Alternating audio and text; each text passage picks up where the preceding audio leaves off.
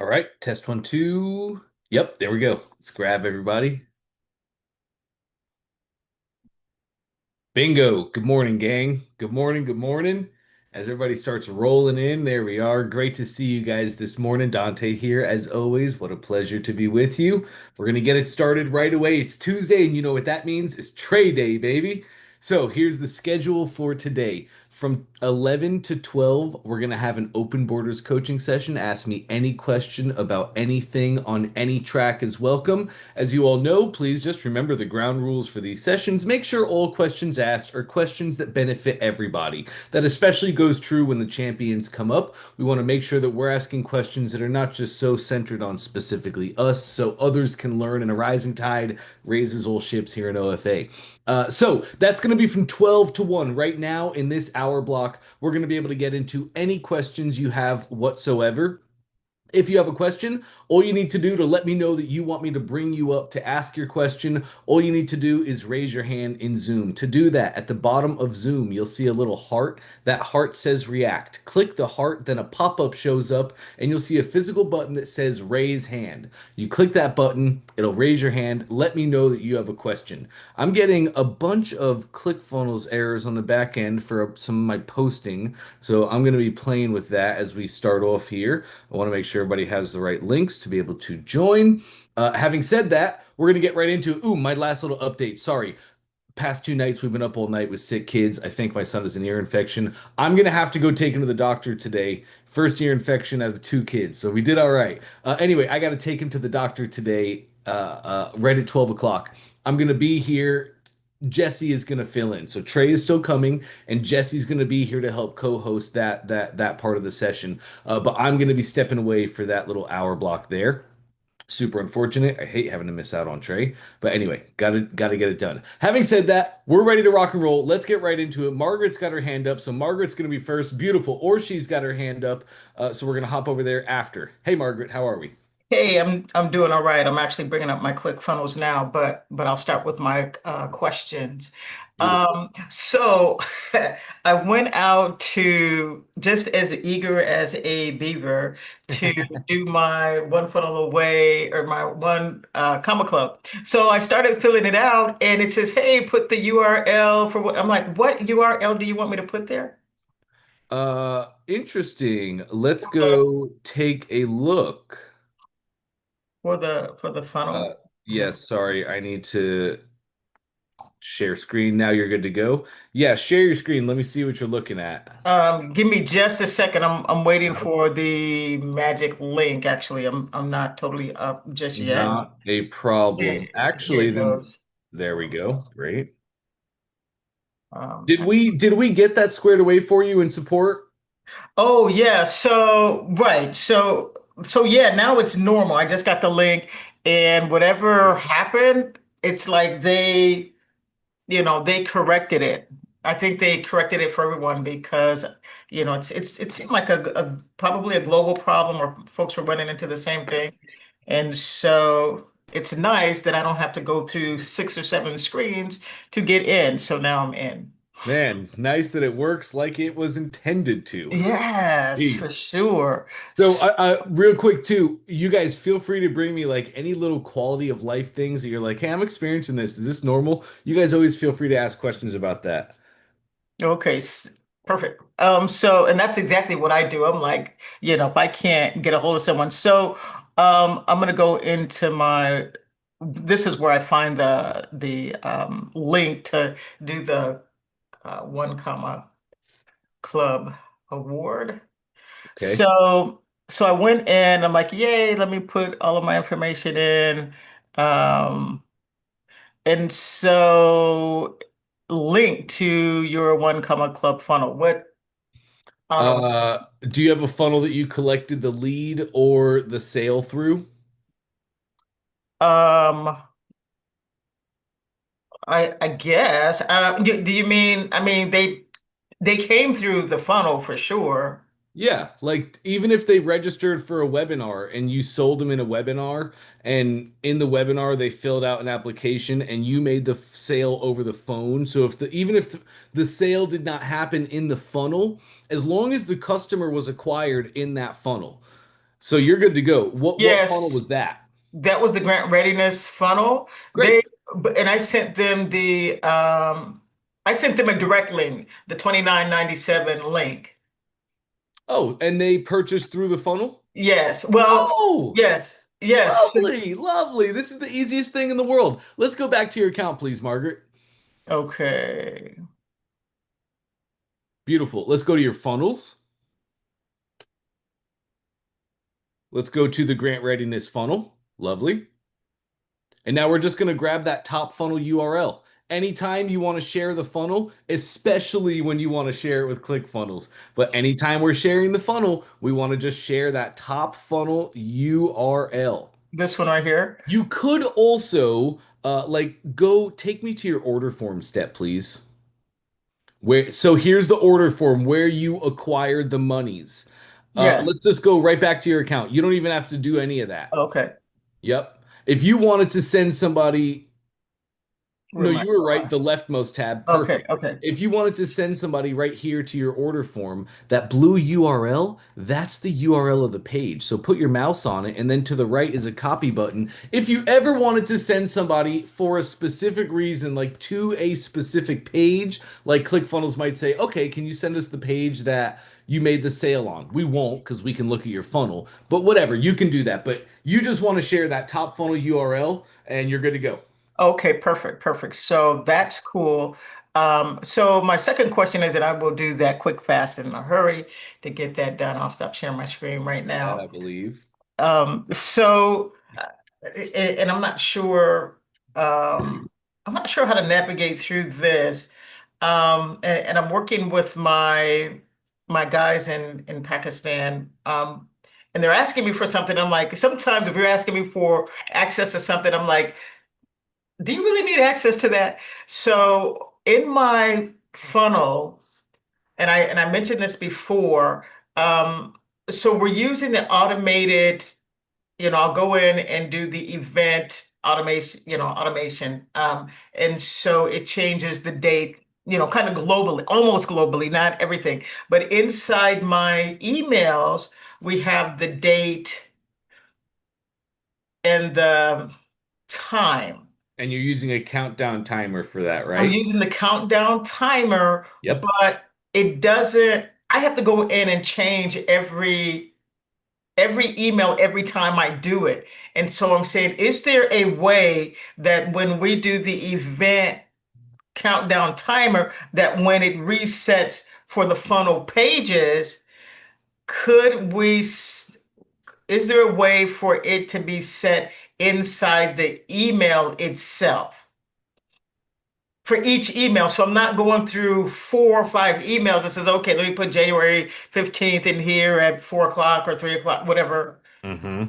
Mm-hmm. whatever that is. And they said they could do it, and they're asking me for access to my customers' contact, something. I'm like, okay, that sounds like it wouldn't go in that direction. I mean, I'm not a funnel hacker yet. I'm working on it, but I'm like, let me just before I get give you guys carte blanche access to figure out what you really need to do here.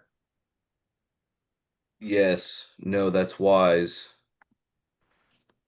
I believe.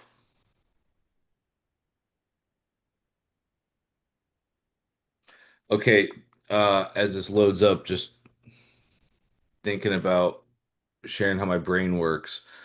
Yes, I think we can do that by making sure that the same element is embedded inside of our email. Right. So you know how the emails go out and it will, you have the little brackets and it'll automatically fill in whoever's name whoever's email it is. And I'm wondering if we could do the same thing because in the if I and I don't know, I'll just have to show you the I'm gonna share my screen. What I'm thinking that could be I might be thinking in the right direction. I don't know. You'll have to correct me. I bet you are. Are you sharing? Let me come back to you. Okay, Yes, I I'm see you. sharing.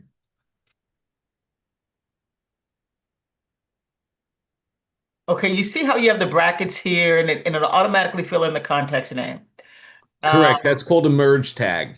Okay, so I'm wondering if there's something similar we could do down here for when we make that update that it would allow us, and it'll just do the same thing. And I don't have to, so if I just put those in there, contact first name, and we put brackets, I don't know, month, date, whatever that information needs to be to sync up along with the time. Usually we don't do it at 4 o'clock. I just have other meetings I have to be in. So usually it's like at 11 o'clock. Yes, I'm sure that we can. That's going to be a little bit technical and probably what your team is wanting to do. They're just going to have to go pull info from Zoom and then they can make a merge tag that info automatically propagates.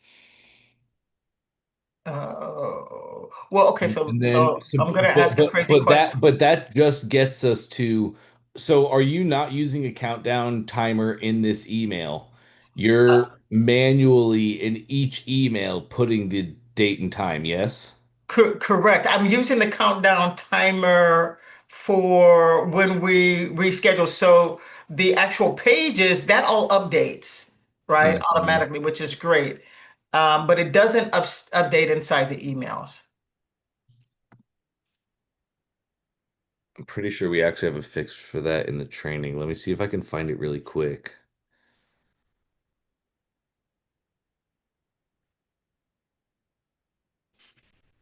Maybe not. Okay. Okay. Margaret, there's a fix for this. And for my note for my fireflies, I want you to mark this, flag this conversation right now. There's a fix for this. Basically, so we can make an event and we can use that event timer that you're using on your funnel and we can embed it in these emails. So now your emails no longer have to have any sort of static, like you're statically putting on each email. You don't have to do that. We embed the timer. The timer is ticking to the date and time of the Zoom event. So you literally just put the timer down where you have that stuff and then bingo, it's all, each week you're just, as you're making the new event, you're just putting it in the funnel and then, well, you don't even have to, right? Because you make the new event, it's clicked in with the timers, and it'll just update each week. Oh, Uh, that's even better. yes, there's a fix for that. I'm gonna have to. I don't see it in the training. I'm gonna have to just do a little work and make a video for you, and I'll send you that video out later on today. So we, before you do anything with your guys, let me go take a look. I think we're rocking and rolling. Okay, yeah, because that would be even better. And you know what? Now that you mention it, I have seen it in other people's, Russell's or Dr. Yes. Tony's Dribbling, that they're, Pedro Dale, they'll put those countdown timers in it. I didn't even think of that, but that's even better. So, because I don't now you mentioned Zoom, would that have to be tied to Zoom or would it just be tied to the countdown timer? Well, each week you're making a new Zoom webinar, correct? Correct. So So, then you go to the event timer and are you making a new event or are you updating the existing event? And you can do it either way. You can do it either way. At the end of the day, when it's all said and done, you have the same element, the same timer element on your funnel and the same timer element in your email. So theoretically, you can either make a new timer event and just add a new timer to the funnel each week, or you can update the existing event each week. And that event is tied to the timer that's in your funnel and in your email. right. So what we're doing currently is updating everything each week. And like for the Zoom link, the Zoom link is typically, That's what changes each week as you make a new yeah, webinar because for a I don't want new. people getting used to the same link, and having Correct. bombers, But they so. won't. That's a new event. The Zoom webinar is the new event that you're making each week. So you just go to that event and you update the URL and the date and time. You make the new webinar, update that new date and time and URL in ClickFunnels. Bingo. Automated. Okay, so in Zoom, let me just see if I understand it correctly. Hmm. In Zoom, if I do Zoom and I says, okay, we're doing every Thursday at 11 o'clock and we do repetitive, or we're updating it every week, which I've really been updating it every week as needed. And that, yes, you have options in Zoom too. You can make the same webinar with the same link that's a recurring webinar. And it just happens every Thursday at 12 p.m. or 2 p.m., whatever you're doing. Okay. Or Okay. you make a new one each week. There's no right or wrong, honestly. If you, it's more so what you want in your setup. If you want new links so people don't get used to using the same link over and over, just make a new one every week. Right. And I prefer that more because it forces them to have to come back, or people have to come through the funnel versus someone sharing a link and they just kind of show up. And I don't want any anonymous people. I want your information. Correct. You don't want people to say like, "Oh, hey, just use this link Thursday at 12 o'clock. She's always going live. You can watch the thing." Yeah, you want to force them into the funnel. Right, right. Okay. Absolutely. Okay. So you're going to create a video for me to kind of look at that and Yes. set it up Yes. that way. And that'll all be inside ClickFunnels. What you don't mean the video, you mean all the actions, Right. All the actions. Yes. ClickFunnels and Zoom. Oh, okay, so both. Okay, Yep. perfect. Yeah, that works for me. So I do have a third question, but Sure. it escapes me right now, so I'll have to bounce back to that whenever it pops back in my brain. That sounds good, Margaret. No All right, problem. take care. Thanks. Cool, you too. All right, let's roll over to Orshi. Hey, Orshi, good to see you. Hi Dante, it's great to see you. Did you get more sleep than the night before? Because I No, we saw. got we got less, but we'll get it figured out today. I have kids, right? What is sleep? I'm sorry, that must be rough. Okay. It's not rough. Yes, It's amazing. It's the coolest thing in the that's world. true. That's true. That's so sweet. Okay, I have a couple of questions related to workflows today. Sure. Yesterday I had a whole internet problem on my laptop. It was crazy. But now it's fixed. So, Lovely. my questions are also related to timing. Because I want to do these launches every month, but every time I have to like delete part of the workflow and edit the workflow and like do all these like little edits based on when people enter the workflow. So I end up doing the same amount of work because I constantly have to change things. Mm-hmm. So my question is, how can I do once a month these launches inside my workflow? So we had this question, I guess, last week, so that if they enter at a certain time, they don't get all the stuff, you know, that it just like skips ahead. Oh, yes. That's my first question. Uh, what it was that? Fireflies, tag this as well. Make sure to tag this conversation. So, You can see my screen, right? yes, I got you right now. Okay. So for example, right, they registered, I tagged them, they get their registration confirmation. Right now I added a pause because I didn't want them to keep going through because right now I'm not launching. But then usually I have all these emails here that are about, oh, fill out this questionnaire. I want to know what you're struggling with, blah, blah. So they feel like I'm taking care of them. And that I always have to delete because I don't want them to get it like right before the launch, you Correct. know? Because now this is the launch email itself. And then again, wait 12 hours, another launch email reminder and all this. So basically, yeah, it's just the timing. Like when they enter, how can I change when they enter last minute in the middle of a launch? Well, okay. When they enter last minute in the middle of a launch, you have your Zoom emails set up, correct? It's not the, I send them videos instead of doing a live. So they always just get emails. Wait. Oh, so you're not using Zoom, you're not doing a live webinar. No. Right. Okay. I Not yet. believe I believe for you, all we need to do is change our delays. Right now, your delays are all based on the time that the customer opted in. It's called relative. It's a relative delay based on when they opted in, and it's just a timed out sequence. What you want is to change your delay. Let's go to scroll me up, please. Let me just see what we're working with. Okay. So tag, send email immediately. And that's what you want, right? Whether somebody opts into your launch today or a day before, you want them immediately receiving that first email, correct? Yeah, exactly. They should know that I got their registration, right? Yes, correct. Now scroll me down just below.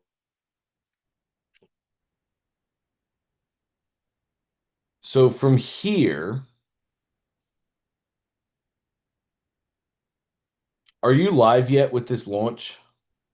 It just finished, so the next one is next beginning of Okay. next. Okay, cool. That's What why I you have the pause here. So the people who signed up is just they're chilling. Okay. You should to fully test this, you should clone this workflow.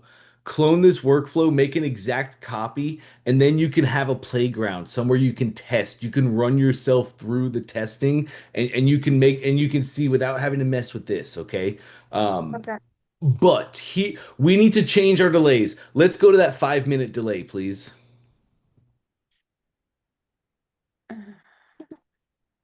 And then Settings, right? settings, yes.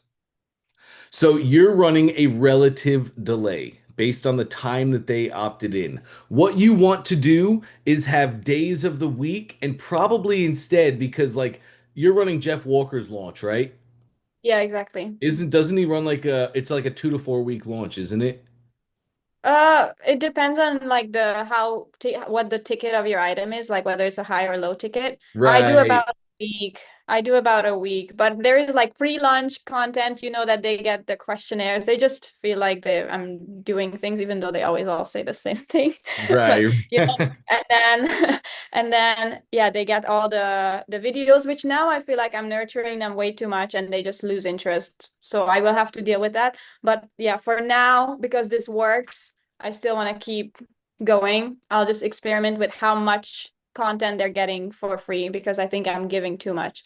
Sure. So, Cool. anyways, Anyways, right, you have your two types of delays. If you were to run like if you were high ticket with Jeff, he'd have you running like a 4 week launch, and that'll be a you would use a day of the month because you want all 4 weeks. Anyway, go to day of the week for me really quick. You can have a start time. So click that start time for me. so I just And put a like, I don't know, I usually do like 8 a.m. or something. I would do it 12:01 a.m. in the morning because it's a Okay. start time, and then it'll be throughout the entirety of the day. Because if you do 8 a.m., what if somebody opts in before 8 a.m.? What if it's 6 a.m., right?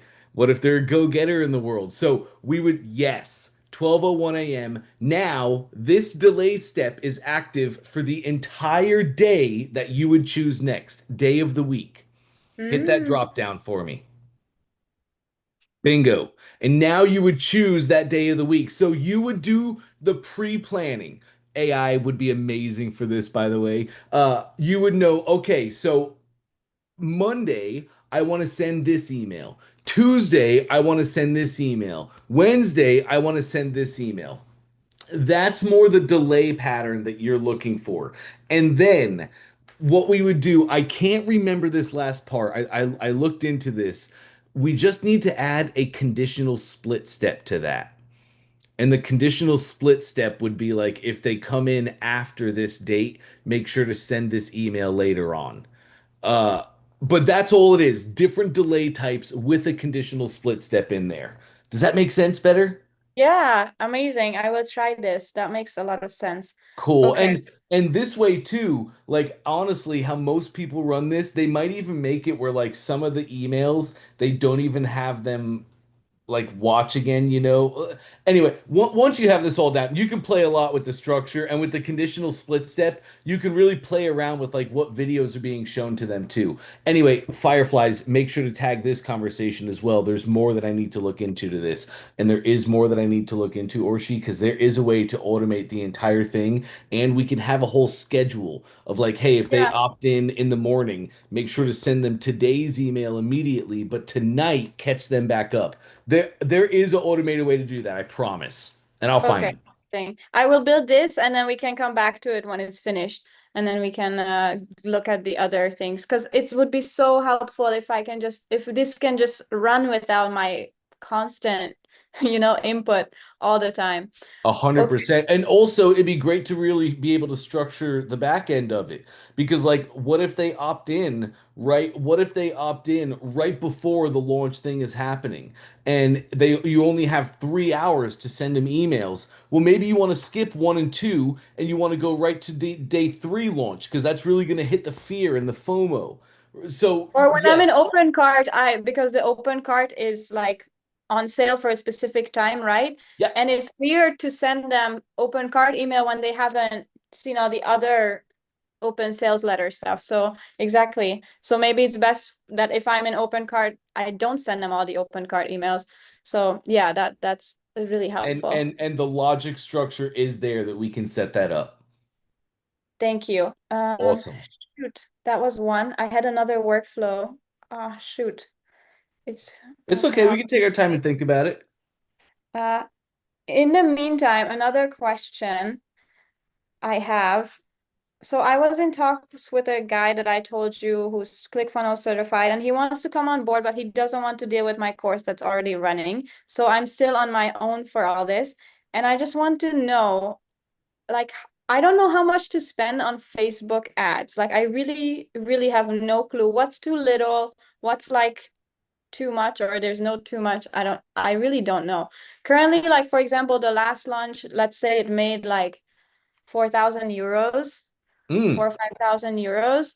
So out of that, how much should I put into the next launch? You 4 or know? 5,000 euros. This is such a great question, Orshi. Thanks for asking this. When you say this last launch made 4 or 5,000 euros, are you just talking about front end sales? Add to your order form where they buy a thing. Or are you talking about all sales combined? That's my back end sales. That's my emails. That's my upsells. What is that number to you? That's just the course itself. And that's included because some of them pay like 3-month installments. So I don't know, this time we sold like 16 courses, so I didn't even add that up. But it's somewhere around that when I count all the installments that they will pay in the next 2-3 months. You've done multiple you've done multiple launches so far, correct? And I asked that because you could find a roundabout average of what you should expect to make on a launch. Yes? Yeah, it's been always about the same. This was a little less because I didn't have new email subscribers. I wasn't planning on launching in January, but then I did anyway. And so I actually, before every single launch, I only sent it to the new email people, like the new email addresses I Mhm. had for that month. But this time I was like, oh, new year, everybody here. It's time for you to, now you know me, all this stuff. So I think that's why Okay, this so did. you didn't even make a new year, new you thing. You didn't even like make a new year challenge. You didn't like you what you're telling me right now is you accidentally did a launch at the beginning of January for your normal course product. And how many sales did you make? Or how much 60 monies did you generate? 5,000 euros. That's amazing, Orshi. So, I would say correct me if I'm wrong, but it sounds like $3,500 per launch is probably a budget you could spend. Because again, we are just talking front end sales, right? Yeah, I don't have upsells yet or anything like this. Okay, so like Orshi, the number, do you, I'm going to stop your screen share for a second. Okay.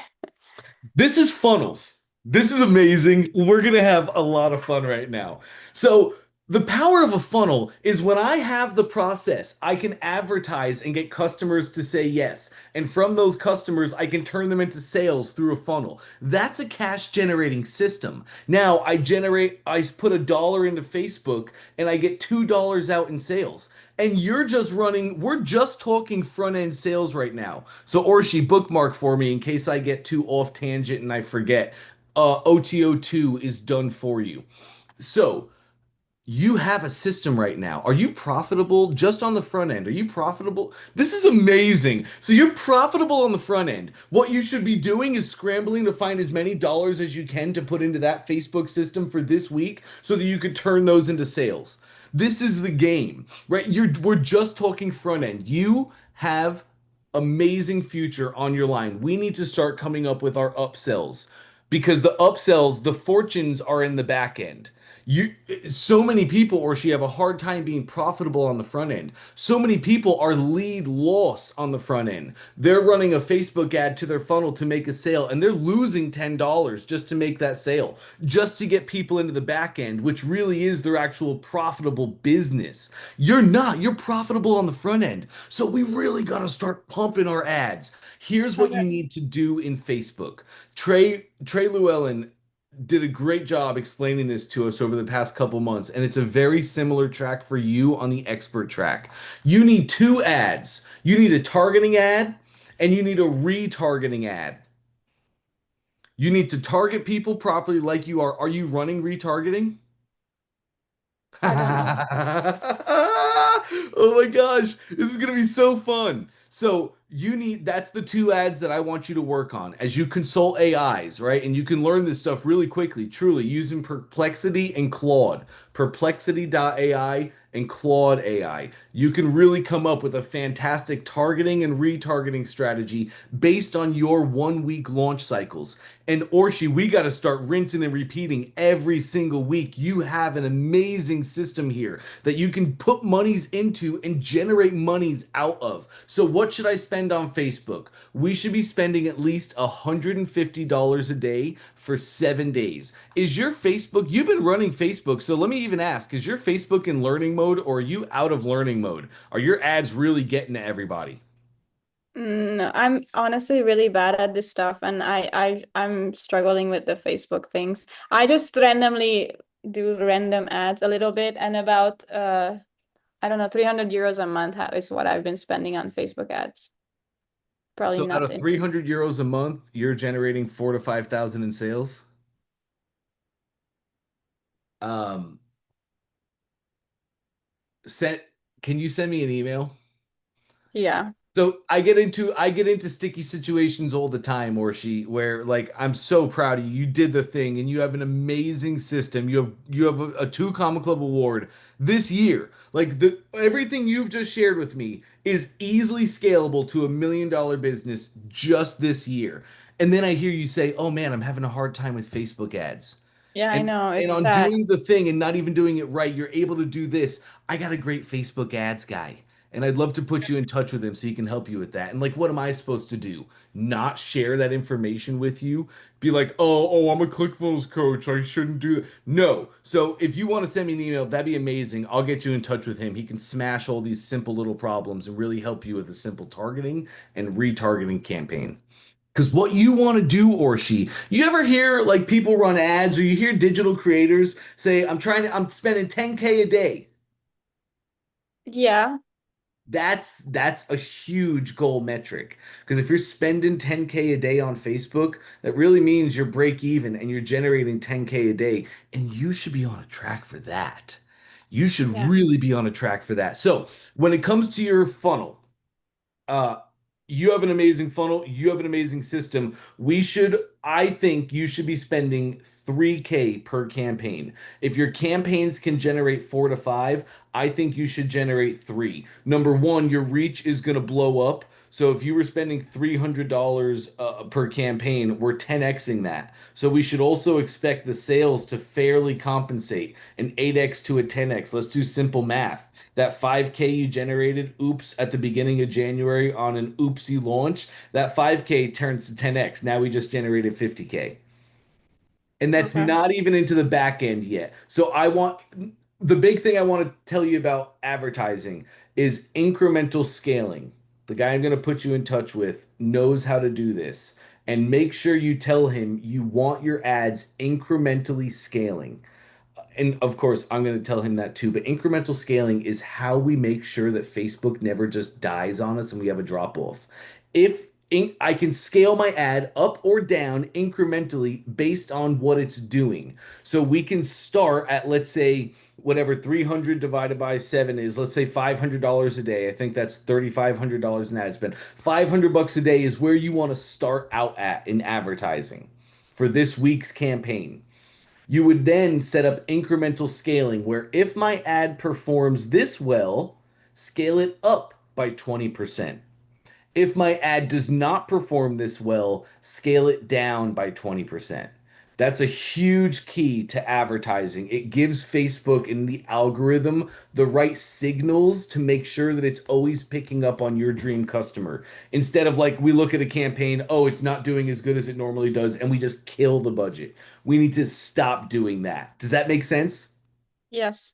Sick. Yes. Or she, let me really transform your life now. The back the fortunes are in the follow-up. This has been in all of Russell's books, and this is still how we run business today as a digital business. The fortune is in the follow-up. We're trying to break even on the front end, and we're trying to get customers into our back end. I'm just trying to generate you on my list because once I get you on my list, I'm going to make tons of sales to you in the email sequence.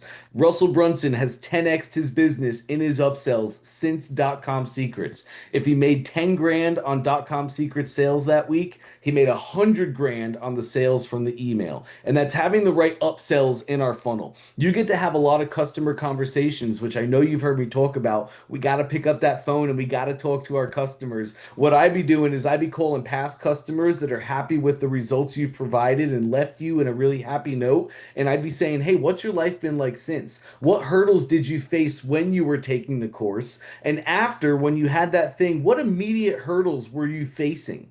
And I'd be creating more courses, more trainings that I can add to my upsells because that's where upsells really become powerful. Sure, you can put a random course in there and generate a 5% take on the back end, and that would mean all those sales are just pure profit for you. Yeah, but when you make an upsell that actually speaks to the customer and what they're experiencing, and you show them how you can help take it to the next level, you can have upsells converting at 20%.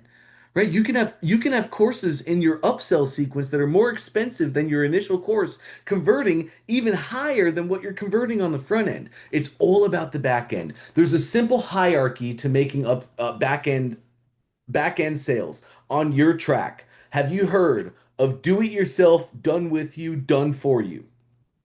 Yeah. Yeah. Come on. There it is. So, what I would tell you to do, I'm a huge fan of making sales. As much as I love running thing through funnels and using funnels, I think a lot of times we as funnel hackers kind of forget the simple business principles. And I'm going to really make sure to be sharing business principles with you guys as we go through this year of 2026. You have an entire year's worth of people, Orshi, that you were generating sales from, or however long you were doing this. You have people that have bought your course. I would be calling every single one of them, and I would be offering what will be my highest upsell done for you.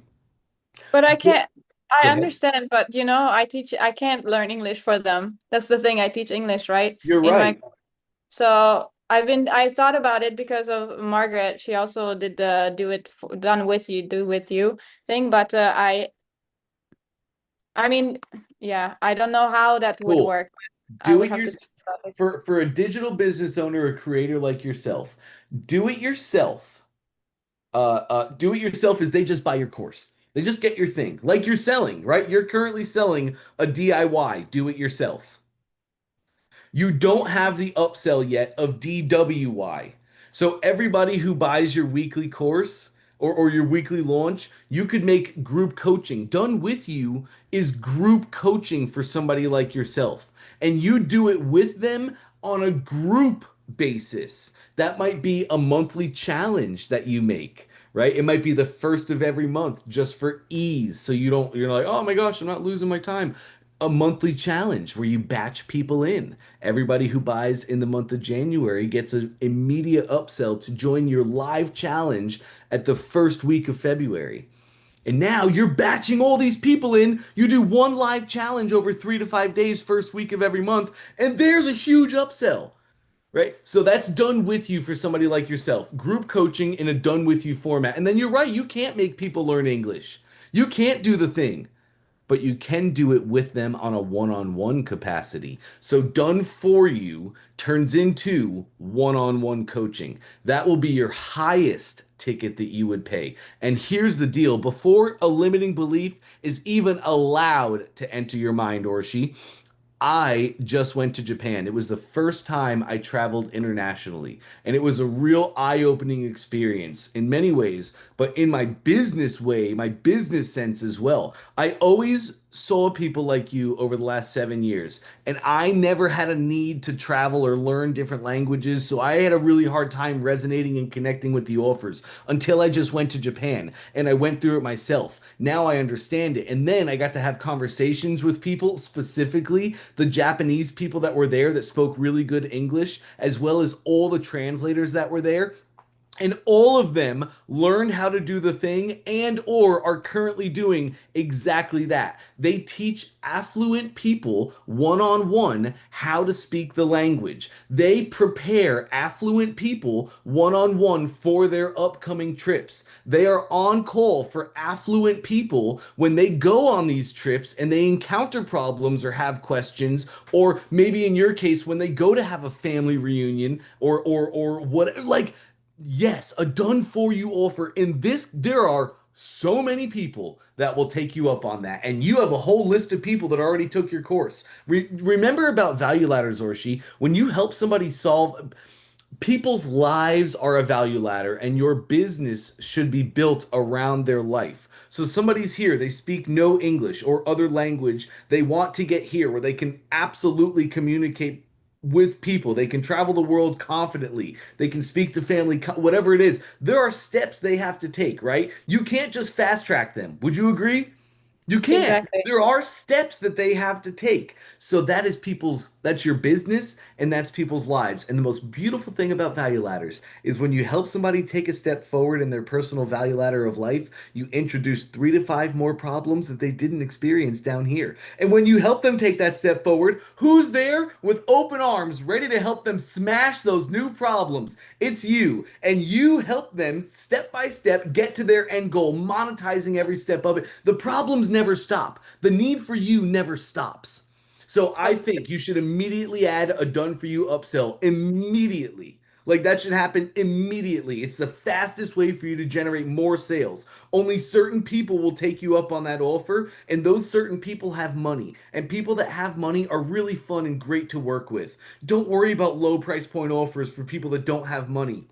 yeah, Though that's hard. Come up with your challenge or come up with your done with you afterwards. I'm thinking sales. I'm thinking revenue. The fastest path to cash for you right now and a list that you have sitting and waiting of people you've already worked for is call them and say, "Hey, I'm offering a done for you service. You probably have an upcoming trip or you probably have an important event coming up that you want to make sure you're well prepared for. And I would love to help prepare you for that event." Charge 5K, charge 10K. Done. true.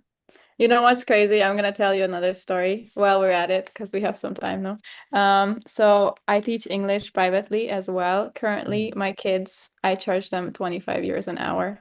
And that's where I am right now, that I need to stop this. Even though it's halfway through the school year, I can't. I don't have the time because with so much, so not so much extra work, I can just make so much more money. It's crazy.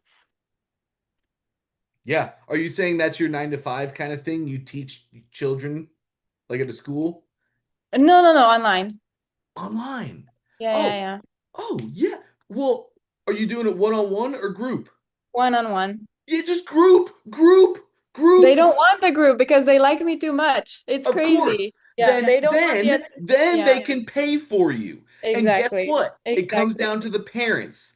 The Exactly. parents, if they love you and you're helping their child get the results they want, the parents are either going to fork out the one-on-one, put your money where your mouth is. How much do you really like me? Other than that, group. Yeah. Yeah. Yeah. You're hitting, this is so cool. You're hitting the same points in business that everybody hits, right? You're doing the thing and you're doing it successfully. And now there's demand on yourself. And the demand for you is exceeding the supply that you can share.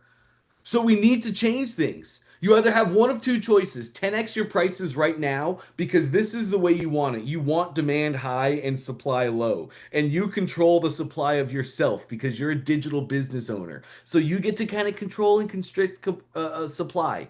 But we want to kind of change things, right? Because now the demand exceeds so high that there's room where I can add more supply without making my demand be less. Does that make sense? It's Yeah. gotta change. It's Yeah. gotta. My mom went Exactly. through this a while ago. My mom's a counselor and she started her own practice and she was doing really great. And then she got to the point where her schedule was booked up. It was like every single day, 9 to 5. I got clients every day. I don't have an hour wasted, right? And she was like, I love this. I'm serving everybody. I'm doing the thing that I really want to do, but golly, it's really killing me. We can't live in that because then as an entrepreneur, it starts to kill your soul.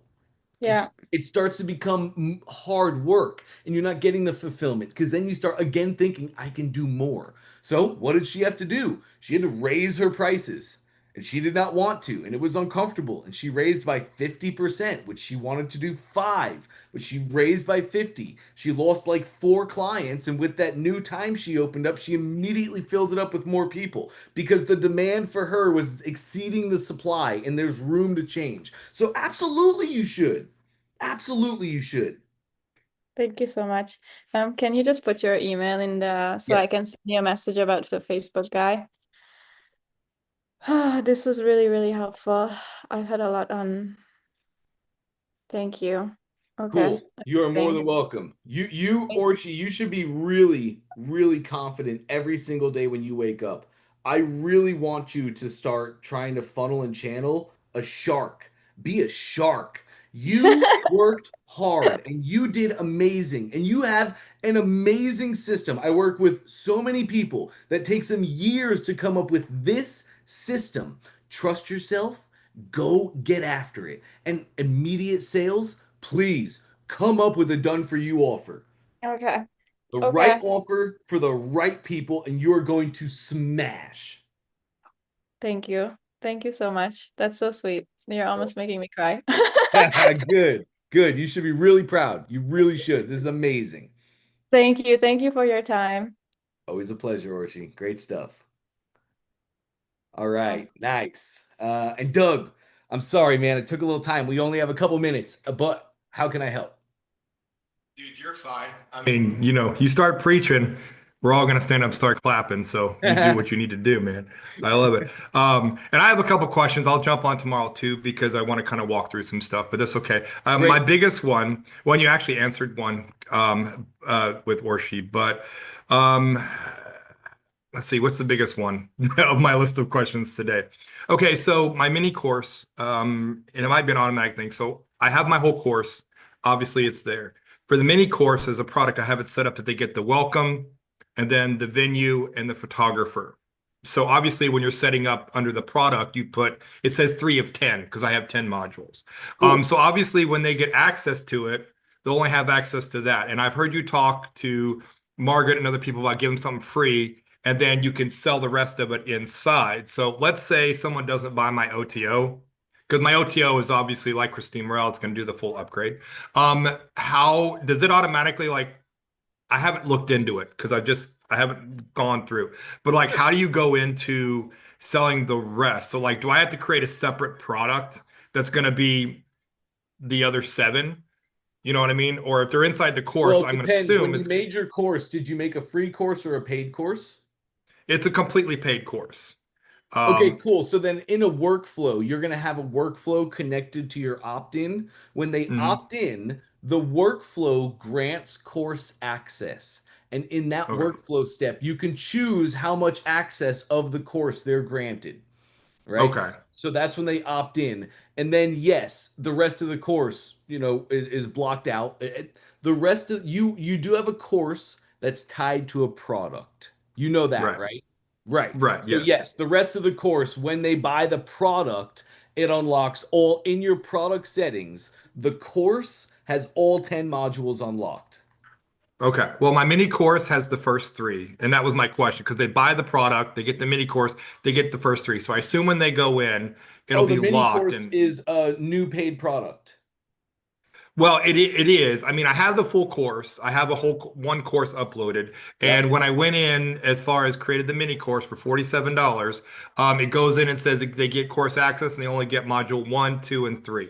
Yep. And so underneath it, it says 3 of 10 because obviously they get access to those. So that will automatically open it up for them. And that was my question. I assume when somebody clicks on it, they get the email, they go to the course dashboard. I assume the rest will be grayed out. I didn't know if you click on something, if it automatically says, hey, or or how that works, or if they're basically I'm gonna have to create another product to get the rest of them. You know what I mean? Because I don't want them to You click on will. something and go, okay, You'll you'll want have two products. I'm sorry. I thought your mini okay, course was free access. My fault. gotcha. Okay, Two products.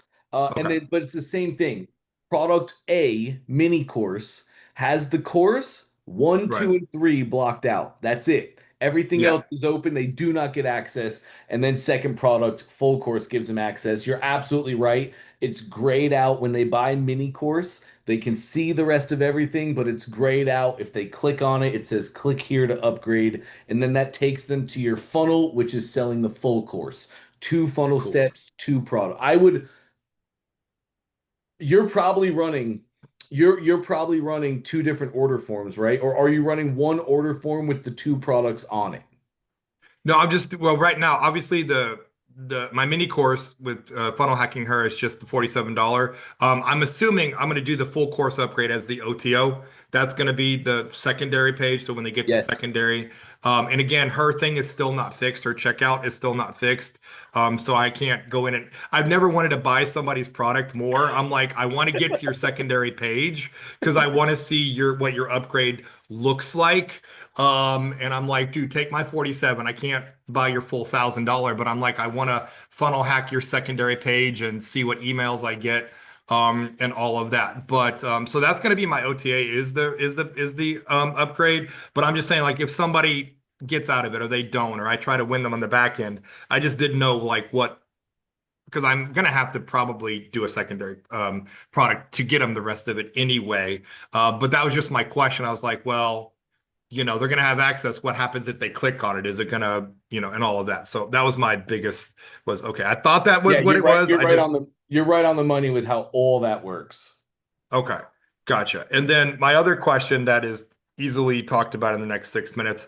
Well, I was going to ask you about my pricing because obviously with her, Mm. again, I haven't got to it. You said her mini course is 47, then she does her full 997 or whatever course. Now, obviously, we're talking budget brides. Obviously, I am wanting to sell the full course for 197. So my thought was, if I get them in the front door for 47 and they get, the three first modules, which are the biggest money savers, I'm trying to think of what a logical OTO price would be that's not going to go, holy crap, you're trying to get me to spend $600. So with me originally wanting to sell my full course for 197, it's still a leap to, I think, in a budget bride's mind to go from 47 for another 150. I was thinking of 47 is the initial offer. Secondary page would be like 67 or 87, I think. And then I'm thinking of doing a downsell, which is just my, Mm. like, if they don't want that, just my guides. So I have a whole bunch of guides, like a whole pack of how to interview every vendor, all the different things. And those are all just PDFs. And I'm thinking of doing a downsell for that for like 27. So technically, if they do all of it, they're going to be around the $160 range. If they don't, I'm like, well, there's an upsell. And if they say no, then at least, like Russell says, try to get it. Well, if you don't want to spend another 60 or 80 or whatever that number is, will you at least spend another 27 to do it yourself? But then I also am going to hit them in the background when they're watching the course and they go, oh my God, I want the DJ course. I want the catering course. Then they can upgrade it. But I was thinking 67, somewhere between 60 and 80. I just wanted your take. Because again, For the course? for the secondary upgrade, because 47 for the first three, they get the intro, they get the Yep. venue module, and the photography and video module, which are the three biggest expenses on a wedding. And then to upgrade for the rest of the course, the other seven. So you're talking DJ, dress, I think cake, 197 cater. is very acceptable. So then the upgrade from 47 would be another 150 on the secondary page. That's my question. So you know what I mean? So they're paying 47 on the front. And then to finish upgrading, that would be adding another 150. I don't know. My wife just thought that was Yeah, a I leap. would, what I would do, okay, yeah, but people spend money to save money. So your real big thing, you need to True. articulate their savings. It's like we always say in marketing, right? You're selling the outcome, right? So Yeah, you're for sure. selling in the whole funnel, you're selling them saving $3,000. In the whole funnel, you're Or selling more. Yeah. them adding more seats to their guest list, right? So yes, Right. for another $150, you can upgrade, but you're going to get 8 more guest seats. It's the Mm, outcome that got they're it. getting, right? And also what you might try, Doug, I don't think $197 is a too far out price point. There are Right. many I agree. brides that are, yes, budget brides, but they also do have a little scratch to spend, and people will spend to save. They'll Right. easily spend a total of $197 to save a total of 3,900. Yes, you Right. can make those. I don't think the leap is too hard. What you might try, just the least friction possible is you might say mini course for $47 or 37. You might even back it down to 37. Right. See But how that mini works out. mini course for 37 to 47. And then like you were saying, you might make OTO 1 the full course 150 to equal they only paid 190 Right. down. I might make OTO 1 be like, normally we charge $150 for this course, for this upgrade, so that you equal the total course amount. But because you said yes, and maybe as our wedding gift to you, we'd like to take another 20% off on that. So instead of Right. 150, maybe it's 129.97, right? And you just start that way. It's the least amount of Right. friction possible. You're articulating the most amount of value, the most amount of savings. Um, as you were talking, that just hit my mind. I just see so Yeah. many people do that. Once you get Yeah. the sale, still upsell one, hits them with even more savings. We'd love to give you another 20.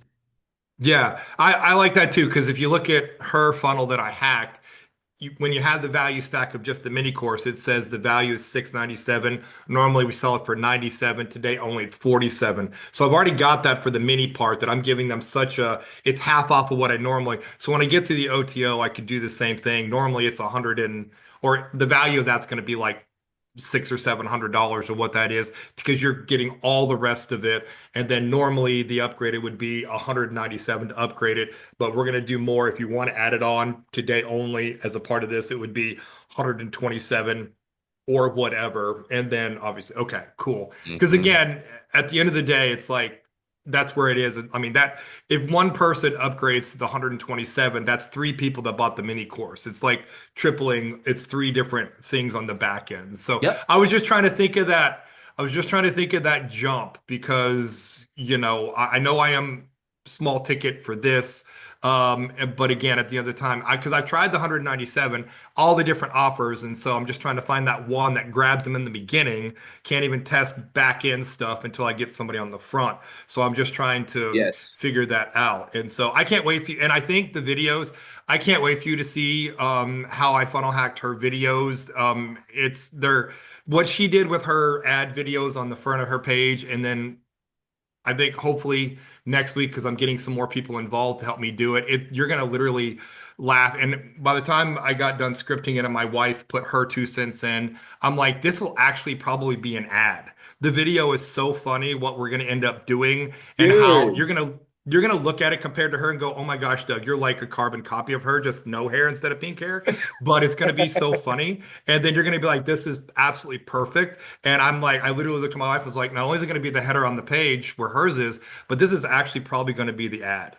And then that's also going to give congruency because it's going to go from one to the other. So I'm excited for you to see it. I think this is the secret sauce that I've been missing as far as the open end of it to get those front end sales. And Mhm. then we'll work on OTO and the stuff in the back end because that was another one of my questions. But again, so Cool. yeah, I just wanted your opinion on that leap I because I'm have I like, have one. I think that leap is going to be perfect, and I think start with perfect. the least amount of friction because Yeah, you're really just like, give me the numbers, give me the data. What can I make this do now that I really am confident in my system and what I have here? It's going to make sales. right, Like, what? Then yeah, start with the least friction. Let's see what conversions look like, and then of perfect. course you can do exactly what Trey's been saying, and you can find out what your conversions are. How much do I have to spend? I And have one tweak it more quick accordingly. Yeah. idea, and then we're gonna hop Yeah, over to Ecom Day. One more thing. Did you watch the Alex Hermosi webinar launch? I did. Okay, cool. You know how he sold a $6,000 product at the end of it? Have you, everybody that I've talked to was like, yeah, the books were really cool. I have another book. If you want a link, I have a link for you. I really bought it for the AI. I really bought it for the AI. You know, all he really did was he took all the YouTube, the sawdust, the things he's already been Right. doing for the years. He took those things, plugged them into an AI, and he made his own Alex Hormozy brain. It's the same thing I Right. did to make Dante I. So that is Right. the real reason everybody bought his books. Not just because of the movement and because of the webinar. He made an AI. Dude, you could do the same for your Oh downsell. yeah. Yes, start Yeah. with your guides right away. I think $37 to $47, the same price they entered in, would be a nice down sell. That should convert nice, very well. But as I think about your customers, as I think about my wife's life today, and how wives are going to be doing weddings, I guarantee every single one of them has a ChatGPT account. So if you were to make a Yep. specific GPT that they get access Mm-hmm. to and they could add right to their cell phone and they could be using while they're in the parking lot about to go do the consolidation, where they could have scripts on their phone that it's Yep. writing forth, that would probably then turn into another upsell at that point. Right. That would I've thought probably about be, it. Yeah. yeah, Yeah, I've created 100%. I've created several GPTs. I have a friend who does prompts for a living. So I mean, I have one for Facebook ads, I have one for emails, all trained on Russell and Alex Hermosi. And I meant to have a conversation with you about how you created your robot, not your GPT, because that's in the back of my mind too. It's like, what if you have a virtual Doug or whatever that you can ask questions about wedding specific stuff based on budget or whatever. And I never thought about selling it as a product. I mean, it's like I thought about if Oh I do yeah. a community, it could be added. But I love that. That's an awesome idea just to get access to because that's yeah, I like it. So I'll work on that too because that's a great Cool. idea.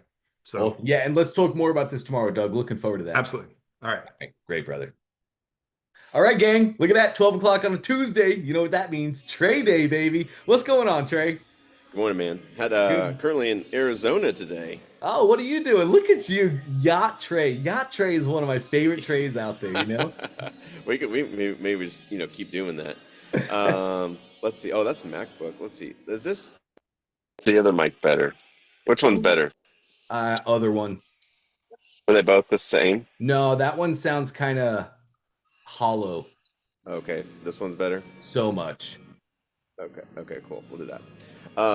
Yeah, man. No, here for a Grant Cardone event. Lesson about real estate, multifamily. Meeting a lot of really cool people. So, just getting out, networking, and seeing how we take the cash flow from physical product funnels and migrate them into bigger assets is pretty much what I'm here to find out. And today's the That's day it, that I eh? have to miss. Of course. Of course. How perfect. Well, on that note, gang, like I was saying earlier, I do have to go hop over to the hospital. So with you today is the great Jesse Valle. Thank you so much for filling in for me, Jesse. You are lucky. You get Absolutely. to talk to Trey while he's at Grant Cardone event. Come on now. I know. I've like cover you to be with Trey. Yeah. I Let's Yeah. do learn it. something new every time I'm on with Trey. Oh, that's No cool. That's pressure cool. though. No, nothing. No pressure. No, it's I'm actually they're in there right now talking and just really cool stuff. I think one of the biggest takeaways is just that gig is hard. Real estate is hard, and it doesn't matter if you're doing single families, if you're doing units of four, or whether their whole promotion is go buy a minimum of 38 to 50 units, and it takes a team. It takes capital. It takes partnerships. It takes legal. It takes management. It is incredible the amount of people it takes and the amount you get from it on a monthly basis. So um, it just solidifies for me how easy ecom is to get into, to make money, to generate sales, and then great, you make cash flow. Now you have a problem. Now you got taxes coming, take your money. And this is a really good tax advantage to take your cash flow and put it into something that's more solid, more foundational. And let someone else run it. Hands free. You invest the capital. You get, a monthly check, which isn't that much when you're looking at, if you put 100 grand in or 200 grand in. But where the money really comes from is the refi, and that's 7-10 years down the road. So that is a long tail game, but I'd rather put my money into something I can touch and feel versus going to the government. going to the IRS, where you'll never see that money again.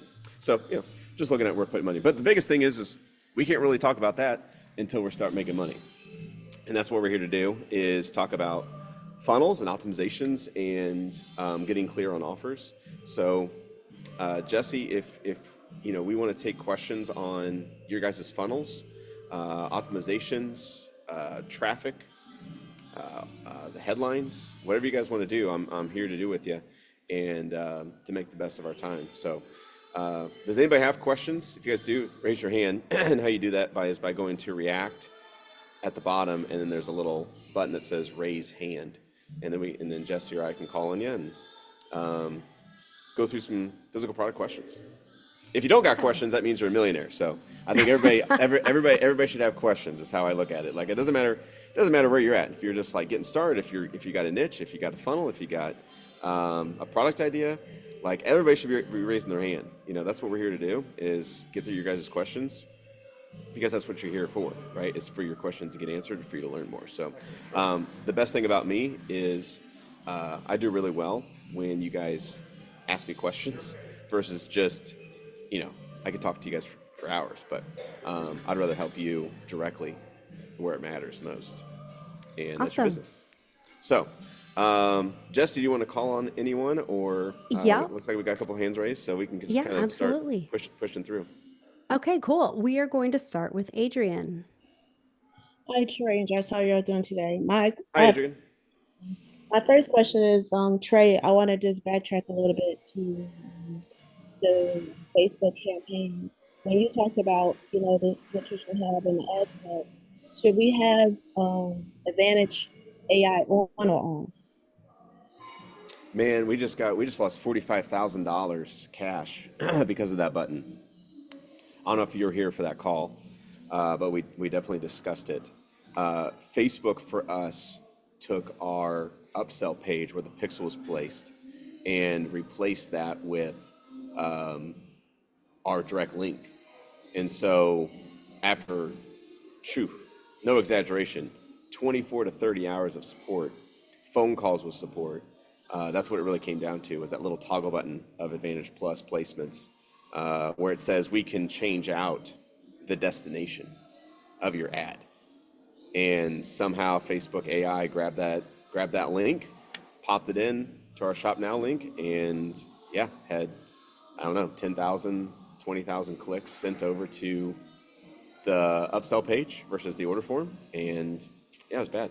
So I would refrain from clicking that button on for now until they figure that's an issue out. And I'm not just the only one, because they're totally still confused of how it even happened. Okay, thank you. And my second question is, I'm also interested in getting into commercial real estate, as far as with like apartment units. As far as in the beginning setting up, would you say starting from like a small unit, maybe like 4 to 6 units or something like that? No, they highly suggest against that. I don't own any rentals right now, so I'm solely here just to learn. So I own nothing. I know nothing about this, except for, they're saying the minimum that you want to go out and invest in is like 36 to 50 units, but a lot of people are like, oh, I don't got 10 million, I got $20 million. Most of that money is coming from the bank, Fannie, Freddie, Mae, and then the other is coming from yourself, along with capital investments. So like, you reach out to me, you reach out to Jesse, you reach out to Scott and Scotty and everybody else, and say, hey, I'm going to do this big flip. Or what's way better, in my opinion, is just finding people who are already doing the deal. They already got something in contract under place, like they've done all the work, and you're like, yeah, I got 50 grand, I got 100 grand that I can put into the deal. And then that just goes and sits there. That's the win where I'm at, is I don't want to manage it, I don't want to oversee it, I don't want to look at it, I don't even want to go touch it. I just want to put money into it, and then you just send me a check every month. So it's taking the money from your current business, cash flowing that business, growing that business, and then excess cash goes into the real estate deal. Okay, thank you. You're welcome. Yeah, great question. Get those Facebook ads up. The biggest thing for the Facebook ads is the 150. Start at 150 on an ad set per day, $150.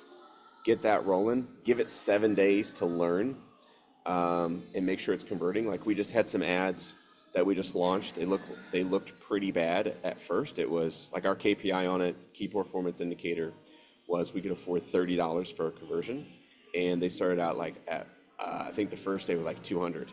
It's like $230 a conversion. It's crazy. And I was like, well, this is never going to work. And then the second day, it was like half. It was like 125. And then the next day was like 78. And the next day was like 50. So like over a period of 5 to 7 days, it came down from, $200 a conversion to now getting within range. It's not there yet, but for it to come down from 200 to 55 is pretty freaking good. So Was it's that just, all? you got to let it run. Yeah, was that all from audience targeting, or did you change the creative at all? Neither. So we don't touch it. We set it and forget it for 7 days. For us, we don't do an audience. We just let Facebook go out and find its people. The only audience we say is the United States. That's it. And then we let Facebook figure it out. Now, we do have a warmed up pixel. I mean, it has, I don't even know, 100,000 conversions now. But what's really interesting about our business is we don't have the same clientele as the next product. So like one product might be a shower nozzle for, bathtubs. Okay. And the next one might be like a solar bright floodlight. So someone who like woman avatar, house that needs a shower unit because of the pressure. And the next guy's like, a dude who loves outdoors, like home garden kind of thing. So our pixel is definitely not your traditional, I sell skincare, I sell dog products. So I don't know how much that the pixel is warm helps us in our case. And the only reason I'm telling you that is because I don't want you to think, oh, I shouldn't do an open audience because I don't have a pixel, I don't have any conversions. I honestly think Facebook's getting smart enough, intelligent enough to know with your words, with your images, and with your video, like it's scraping all that anyways. And your landing page, it's gonna go see who you're selling to or what you're selling. It knows what you're selling, guys. It knows if you're selling a physical product or a digital product. It knows the type of physical product that's going to attract a certain clientele. So I don't really necessarily know that you need to even suggest audiences anymore. Like, do it, try it. Do one ad set, no audience, and do another ad set with an audience. And what we've always found, we've done this, is the ad set with the audience usually starts to convert first. However, the no audience is able to scale and it converts second, but better, meaning the cost per conversion is lower because it expands. It just says, hey, I'm going to go out and find these people. So it's definitely an inside joke at our office that it's like, well, who are we going to target? We're like, no one. Like we're just going to set the audience as 0, and no one gets targeted. So that's a really good starting point, is just no audience. And we don't even do ages. Like we might be selling something that's for a 25 or a 35 or a 55-year-old, and we know that, or to a woman versus a man. We don't even put that in there. We do all genders, all ages. Like we literally set nothing in the audience segment. Interesting. That's a great question, Jesse. Yeah. Well, when Zuckerberg came out and said they're going to release Facebook AI or Facebook something, and our Meta, I still call it Facebook because I'm old, but it's basically you upload an image and the link to your product, and then it does the rest. Whoa. And you might, I think you tell it, I want purchases, I want leads, I want engagement. So like 3 things you upload to make it super simple for, user interface. But yeah, then it's like, we know what to do from there. So then it's creating these AI images, AI videos, and just doing it all for you. Like, yeah, it's pretty incredible. So I think there'll just be a point where you just upload your website and you're like, I need sales. And it's like, okay, we're going to go out and get you sales because we know who to go and find. And then the question is going to become, how much are you willing to afford for a conversion? Yeah. And the people and how good are your funnels? And how good are your funnels? Funnels and follow-up. That's where the money's made. Well, I guess 3 ways. Funnels, follow-up, and recurring. Like you got to have that recurring in there. That is the lifeblood of any business right now. I mean, ClickFunnels, look, all recurring. right? Starbucks, ads recurring. St. Louis Bread Company, ads, which you guys know is Panera Bread, ads recurring. All these companies are adding recurring, like multi-billion-dollar companies are adding recurring in gift cards. Did you guys know like Starbucks holds, I think it's like $1 or $2 billion in just gift card money? You know how you guys go on the app and you load it with like 25 bucks or 30 bucks, and then when you want something, you click on the app and it like buys it, it comes out of your account. There's like $2 billion of people's money sitting in a Starbucks bank account that they're just collecting free interest on. Like 2 billion just of people's money because they became a bank. Starbucks became a bank with that ideology. So it's like, what are those little metrics, those little things that you can do to get ahead of the game? Like you guys should be getting. Now you got me on a rant, Jesse. You guys should be on Coinbase. You know, Coinbase is crypto. It's an app. Coinbase is an app, so you can go on Coinbase, and at the bottom, you can go to credit card. It's only available on the app. You can't do this, and let me just show you something real quick. So this shows you I'm making 4% on every purchase, 4%. Like you guys should have an Amex Coinbase card. I think it starts at 2.5%, and the more money you have in the account, it goes up to 4%. Let's see, what is that? So if you have 10 grand in the account, it's 2.5%. If you have 50 grand, it's 3%, and 4% is 200K.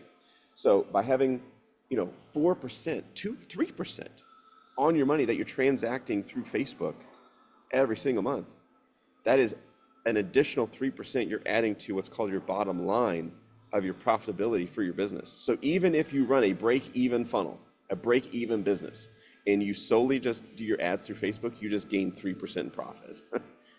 Like these are the little tricks, the metrics to the game that no one talks about.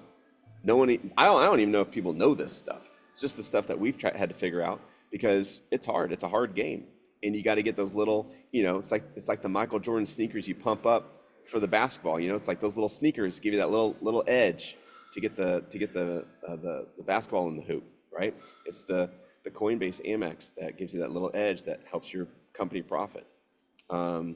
It's just these little things that will help you get ahead in this game of ecom, and that's what you guys need. You need these little levers that allow you to become profitable out the gate. Yeah, I love that. Yeah, for sure. Cool. Well, we do have a couple more hands up here. Amanda, how can we help you today? Hey Trey, hope you're enjoying Arizona's weather. Like beautiful. It's 50 degrees. I was really hoping for 70, but I thought it'd be hot. I was the same. It's the desert. You guys just don't know. But I was gonna go sit on the golf course, and then I was like, my hands are cold. Yeah, that's good though. Hot. So I have a really quick question. Last week you had me change my my campaigns around, and I kind of saw the one tank, so I left it on till like yesterday, and then I switched it back. Would you say that's a long enough time to see if it's working or not? I think it was Wednesday through Monday through yesterday. Oh, was this the bracelets? Yeah. And was this a new campaign, like a value add or a maximum value? No, it was an old one. And he said they were kind of competing against each other to shut one off, turn the other one on. Yes. So I did that. And it sales kind of tanked, and then it jumped up to like $20 a conversion, and then I was losing a lot of money again. So I switched it over yesterday back to the other one that converted at a higher level. Better. But would you suggest trying another campaign, just trying a different campaign now? Well, how much are you spending a day? 110. Right? 110. Oh yeah, 110. And then is you're at 20. Well, here's the problem. I'm getting a lot of opt-ins. A lot of opt-ins, but they don't convert to sales. Like some days I'll get 20, 30 opt-ins and maybe just like 3 sales from that. So I don't know if there's an issue on my page. Dante looked at it. He said he couldn't really see anything. That's pretty good. That's probably all right. Like it's usually 15 to 25%. I try to go for 25%. You're at 15%, which that's pretty much within alignment. Now, you said something very important. You said it went to $20 and I was losing money. Can you walk me through that math to show me? So, well, okay, so I was spending 110 and my conversions went down to like $40 a day. So I only made $40 on my funnel. And then my ads are going at 110 a day. Well, I thought you said you're getting $20 conversions. I'm sorry, no. So my conversions were at $14 Yeah. when they were competing against each other, and he told me it's probably going to jump up. So it was costing 19, I think it was almost $20 for one conversion. And it brings, when you spend a little bit more money, yeah. When I spent more it went money. to 40. Then it went to $40 in conversion? No, it went to 19. But I'm saying, like, on my funnel, I only sold 2 bracelets. Okay, so walk me through that, because if you're spending $110 Yeah. and you're getting a conversion for $20, when you've made 6 conversions. No, the conversions, but it didn't convert. The like my funnel wasn't converting. I was getting a lot of opt-ins, and then I called the customer, and like a lot of them are very, very old. Some said they were too much money. Others were saying, oh, they're interested, they might buy one. And then other people weren't answering, but Were they saying anything else? no, it was like I was not really. They didn't really. One guy thought it was a fraud, and people were calling me. They thought it was fraud. So Why do they think it was fraud? He said one guy didn't get his package, so I checked on it. I didn't even see him in the system, but I sent him a free one just in case. And then he called the credit card company. I had a few fraud, like people coming saying it was fraud, and they were saying they didn't buy a bracelet. I'm all over. Sorry. Yeah, there's so much going on. So we got to back up. First off is let's talk about the conversions. So sure. On a daily basis, you're at $20 a conversion is what you told me earlier. Yeah.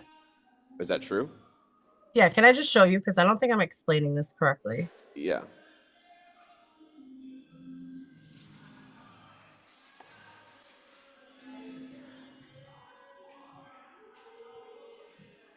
So the bracelet's selling for $20.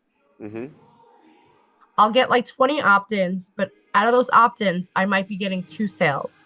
So it's only generating $40 from the site.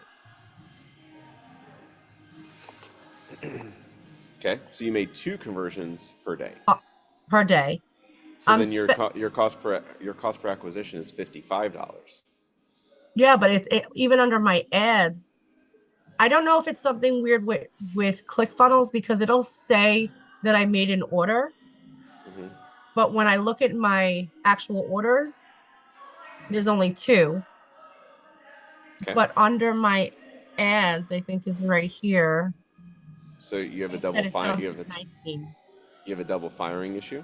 Yeah, maybe that's the problem going on. Now, do you visit your pages? Like, do you visit your upsell pages throughout the week? No. Okay. Because sometimes that'll pop the pixel. Facebook's done really good with us for one-to-one tracking. It's usually like plus or minus 5 every 100. So it's like plus or minus 5% error. Which obviously that gets really bad when it's like 1,000 the sales a day, and it's what's that 50 sales? You're like, oh yeah, we're doing great. Okay, so let's do. Well, I was just going to say, I also noticed on the page when you showed us the preview, it was like /copy -- like the URL path itself looked spammy. And so that is something that's an easy thing to adjust. Okay, I'll fix that. I know how to do that. I just don't know which link you're sending traffic to. So obviously you don't want to change the actual link you're sending traffic to. That was the order form. But I'll change all those. So this is the one the campaign I think originally said to shut off. So it jumped to $19 per purchase per. Okay, hold on. You're in the last 30 days. So let's just do last 7. Okay. Because Last time we spoke, that was about 7 days ago. So let's just do Where last are 7. we?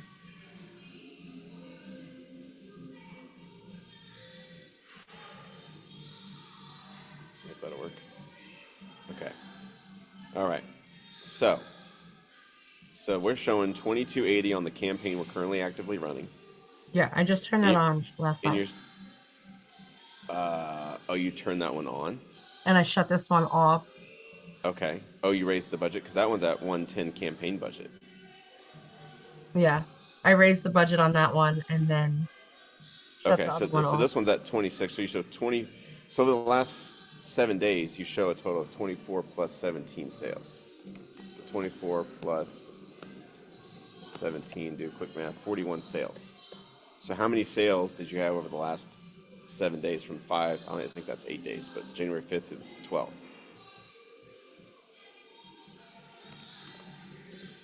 Try that 7. Right? 5, 6, 7, 8, 9. That's 8. You there? Oh, I'm sorry. What was that?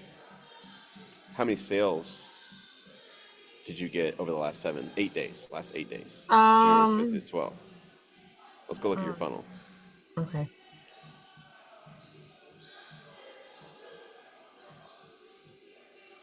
I'm just trying to feed myself data, Mm-hmm. right? That's all I'm doing right now. Is okay. Does Facebook ad spend match my conversions that I had in ClickFunnels?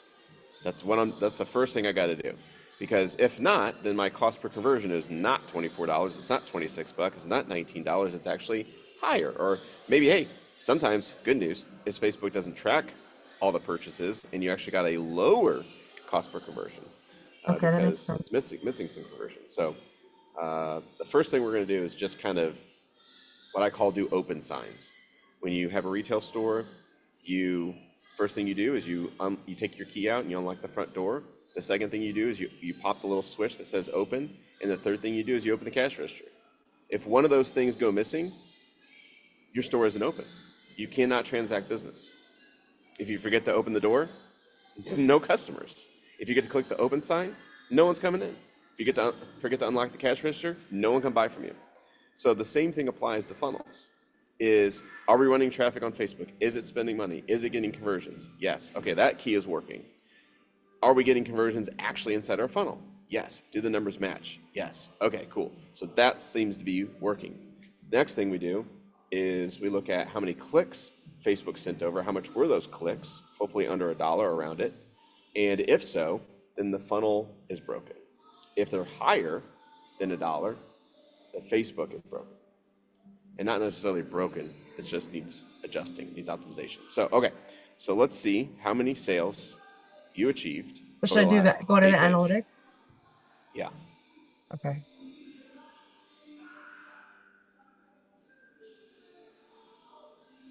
So your date range is going to be January 5th through the 12th. Oh, last 7 days. Okay. Well, you didn't do the last 7 days on Facebook. Oh, the 5th. Yeah, you did the 5th through the 12th. So we got to make sure everything matches. So you can do custom at the bottom there.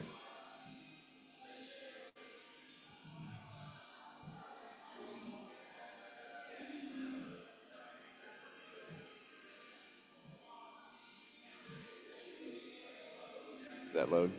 I didn't see anything change. I think so. There we go. There it changed. Okay. So okay. So are we seeing 35? Does that make sense? Yeah. Yeah, 35. Okay. So 35 over 121. I mean, there we go. Trey. Oh man, Trey numbers. I love when I don't lie to you guys. You know, you have 35 total orders. You have 121 opt-ins. 35 divided by 121, you're at 29%. That means for every 3 people who opt in, one purchases. But so can I just ask one question? When I looked at my bill that was coming in, Bill, from where? From where? From the ads, Mm-hmm. they were charging me 200, and it wasn't 110 a day. They were charging me $220 a day. But I don't know if that's because there was two ad sets. I'm that's does that make sense? I was very confused on that. We can look at that because you might have, since you said you turned one off, turned one back on. So like, okay, so we're just still filling data now. So Okay. you had 35 sales, but Facebook showed 41, Okay. right? So you have an 85% accuracy rate, which is off. It's off by 15%. So for every 100 sales you get, you're going to show positive 15 on Facebook, which that really skews how much your cost per conversion is. So now that we know the number's actually 35 and not 41, go back to your Facebook ads. Guys, is this helping you guys? Put in the chat if this is like helpful. Help me, watch me kind of, this is how I go through the math here. Okay, so last 7 days, total spent was, yeah, you had 1124. So see here where you have $642 and $387. Okay. So what you do is, I think that's that total number down there. Let's check. So 387. My fingers are cold because they freeze you out here. Okay, so 1,000. So we got some extra numbers. Oh, you got another campaign in there promoting. So yeah, so the ones I circled, that's why we do math. 387 plus 642 is 1,029. Okay, that's the total you spent on this campaign. So with that said, is when you divide this by 35 sales, on average, you're at $29 per conversion. Okay? All right. That's a good number to know. So write that down.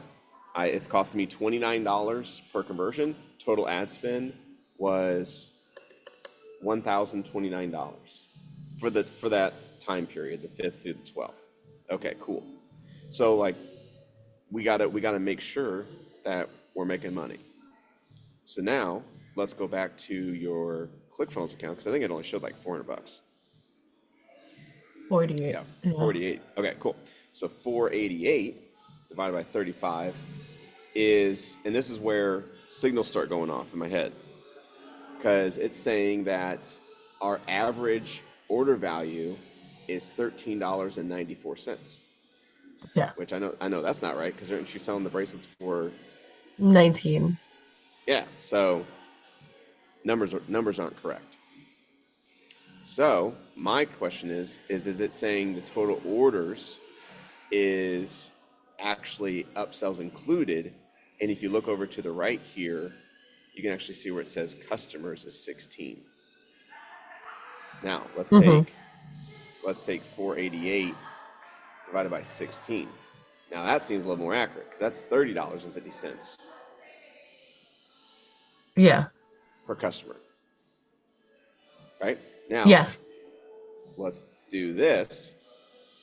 16 divided by 121 is only 13%, back to that kind of 1.5 years shown earlier. So there's an issue here, which means we're not converting other way around. Our customers are opt-ins to buyers. 2 is our order value is $30, which we know, and unfortunately, instead of 35 sales, we only made 16 sales. So when we take $1,029 in Facebook ad spend divided by 16, you're at $64 per conversion. So Facebook is, 4xing. Or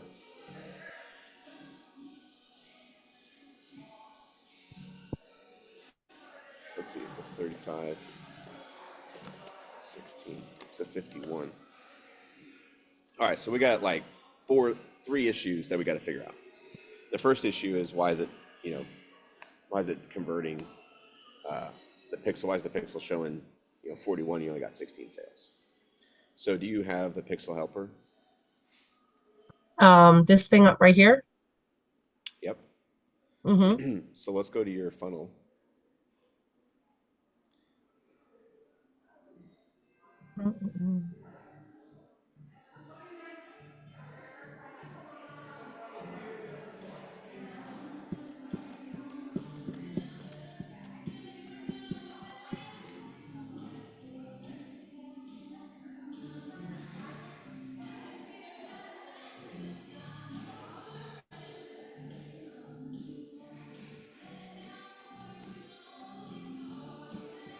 Jesse, is that right? Am I seeing that right? The 35 orders, is that including upsells? Is that an upsell order?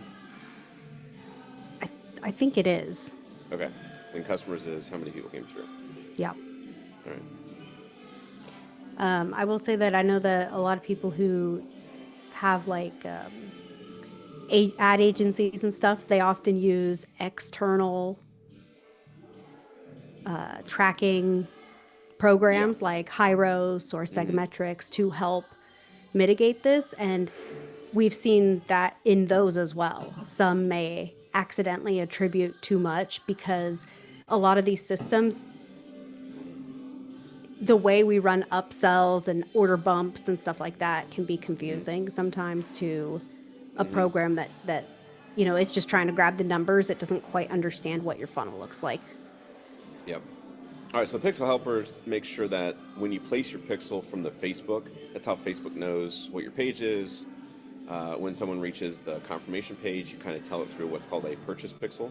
So we're just going to make sure that we're that's on these pages. That was Adrian was asking that. Okay, so you're sending a 50-50 split to on the left and on the right. Well, I just did that this morning or last night. I was kind of trying to get the opt-ins to turn. So I put the video here to see if that'll make a difference.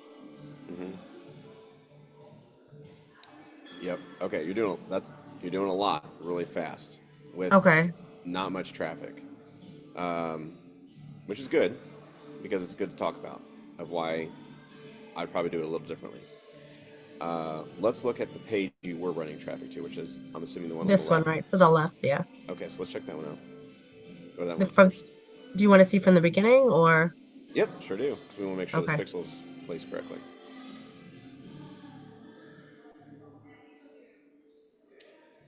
And once that loads, okay, cool. Go to preview page on the top right, or go to live page, yep. And then click that. Geez, 4 pixels. Oh, it had 4 and then 2. Oh, because you clicked. Okay, so click that. Click the pixels. Click pixel upper. See what's going on there. So you're running 2 pixels on this page. You're running a 529 and then a 686. You should only have 1 on this page. That's going to be your Yeah. pixel. So there was a guy that went in and created a whole new Meta business account, and so 1 pixel goes to one ad account and 1 pixel's to a different one. One I don't use, so I'll figure out which one it is and then take that one out. Okay, so now let's go check availability. Check the next page. Oh, hold up. Shoo! Man. Okay, so see where it says watch again on YouTube on there? On that left side? Click that.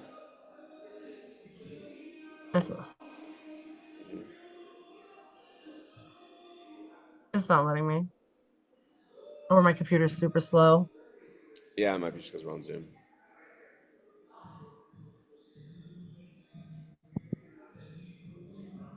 You guys want to have your videos on Vimeo or on Wistia? Vimeo or Wistia, not YouTube. I understand YouTube's free, but it's going to take all your traffic, especially when someone watches, or it's going to show a playlist afterwards, or it's going to be like, hey, check this out too, and then you totally distracted them and lost them. Okay, Vimeo. Yep. And then you have this currently in portrait mode, which is for iPhones. So you need to have the video in both vertical mode. So you have to have a video for vertical for desktop users, and a horizontal mode for desktop users, vertical mode for mobile users. Because right now we're watching this on desktop, but you got me a mobile view, right? Mm-hmm. You just don't see that. Okay. It's not letting me click it. I don't know. Yep. Okay, so there's an issue too, right? So it's not playing. Listen, it keeps saying like it's loading on my end, but I'm not seeing anything. Right. So I would get that corrected because you definitely want to get that checked out. That's where people will be like, oh, is it fraud? And then click check availability.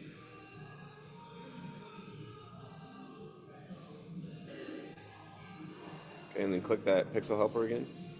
I'm almost gonna just go to guest.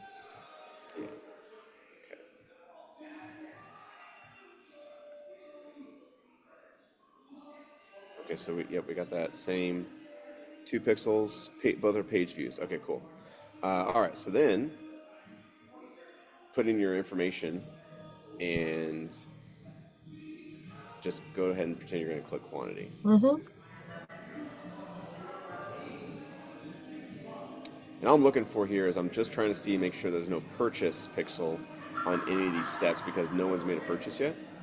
So that's all I'm looking for. Everything else is good because it's all page views. This might be an opt-in pixel now that she's opted in. So click that. Page view. All right, cool. So everything's clean here. So now let's go back to your ClickFunnels tab. And you want to go to your first upsell page on the left there. That one, nope, that's your second one. No, it goes right to the add 3 more. Oh, okay, got it.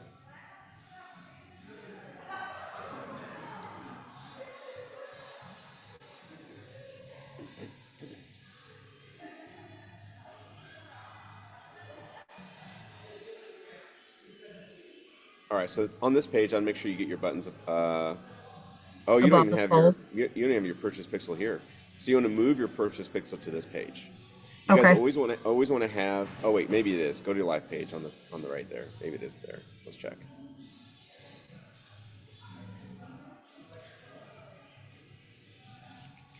You're on the live page now. Okay, cool. Mm-hmm. So your purchase pixel, guys, should always go on this page because on upsells you actually lose traffic.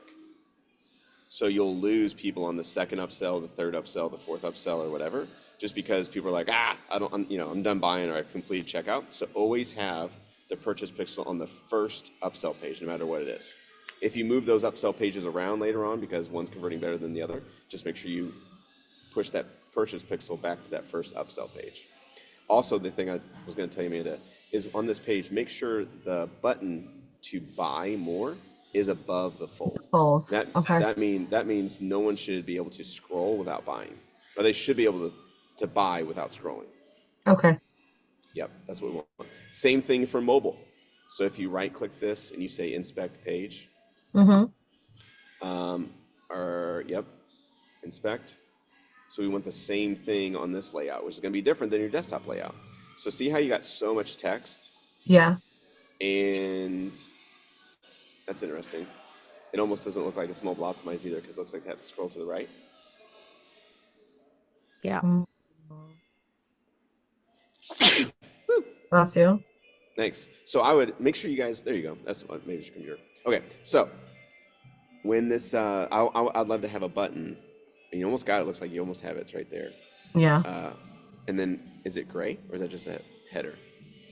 I think it's just the Oh, header. Okay. Yep.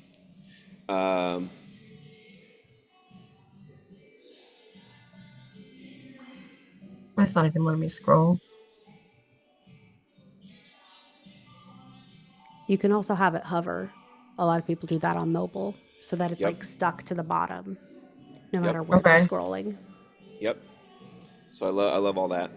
But yeah, just getting that buttons. Like these little things, guys, is going to make your funnel convert so much better, so much faster, higher AOVs. Like you're selling a $20 item, you're at $30, you should be at probably 40 to 45 AOVs. So I know there's still room to get more. So whatever the cost, whatever you're able to get from the consumer on the front, you should be able to get again on the back in your 2-3 upsells. Okay. That's what I'm always looking for. So it's $19. I should get another $19 per consumer on the back. So it should be about a $40 to $45 AOV when I'm selling this, because I know my conversions on Facebook are going to be about $20. You're really high right now at 60. Okay, so that was my issue before because it never used to be like this. I get a lot of opt-ins, and then when they go to purchase, they drop off. Do you have clarity on this? And I watch it. Yeah. And what do they do? They just put in their phone number. They put in. It's like it almost seems like they're very old and they're putting in their information and they get frustrated when it comes to putting in their address. And it's like they don't know what button to kind of click next. Or it gets stuck on red. That's really good.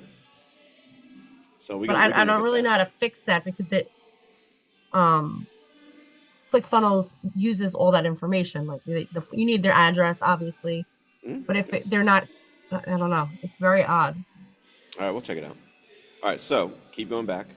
Oh no, sorry. Go down, scroll down, and click no, or X out of this and go to It's the not desktop even letting view. me. All right. Okay, yeah, we'll X out of that, and then we can go to the no button. So again, what I was telling you guys earlier is make sure you're going through your funnel on your desktop. Make sure you're going through your funnel on your mobile. Like if you're not going through your own funnel on your own phone, you have no idea what the consumer experience is. So here's one thing for me, real quick off the bat, Amanda, is we bought one bracelet, but somehow it's $32. Oh, that's for this. Okay, This sorry. is the this is. Do Okay. you want me to go back to the other one? No, go ahead and keep scrolling down. Okay. That's fine because that is 32. Okay, so yep, continue. It's just saying no thanks. Yep. And then guys, you want your no thanks to be buttons, and you want them to be as big and bold as just the yes buttons. You don't want people to get frustrated on getting through the funnel. Like if this is a no, it's a no. Like get them to the next offer. If you try to make the no button text, which this whole page is text, then they're gonna have a hard time finding it, especially if they're older, and they're gonna leave. They're gonna click out of the tab, and then no one visited your upsell pages. Which we don't want that. We want them going through the funnel. So don't try to be sneaky and put a little text that's like no thanks. I'm not gonna buy today. And your button's like massive, like right.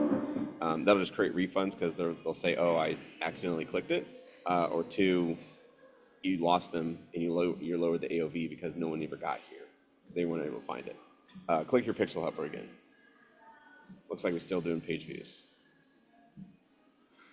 Oh, that's interesting. One of your page views is airing out on this one.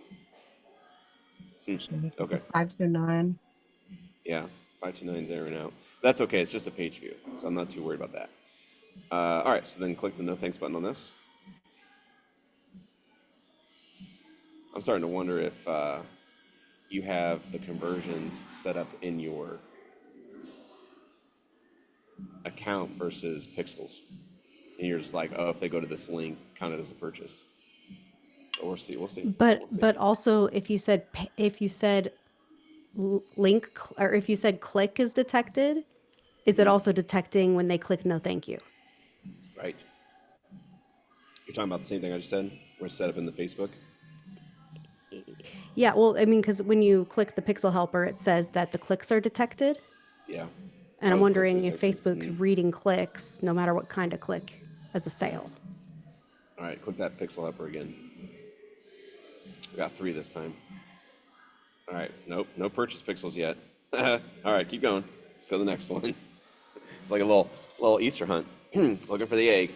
I think this is it. It should be your confirmation page. All right, Yeah. click that. Ah, all right, looks like we found the issue. You don't have a purchase pixel.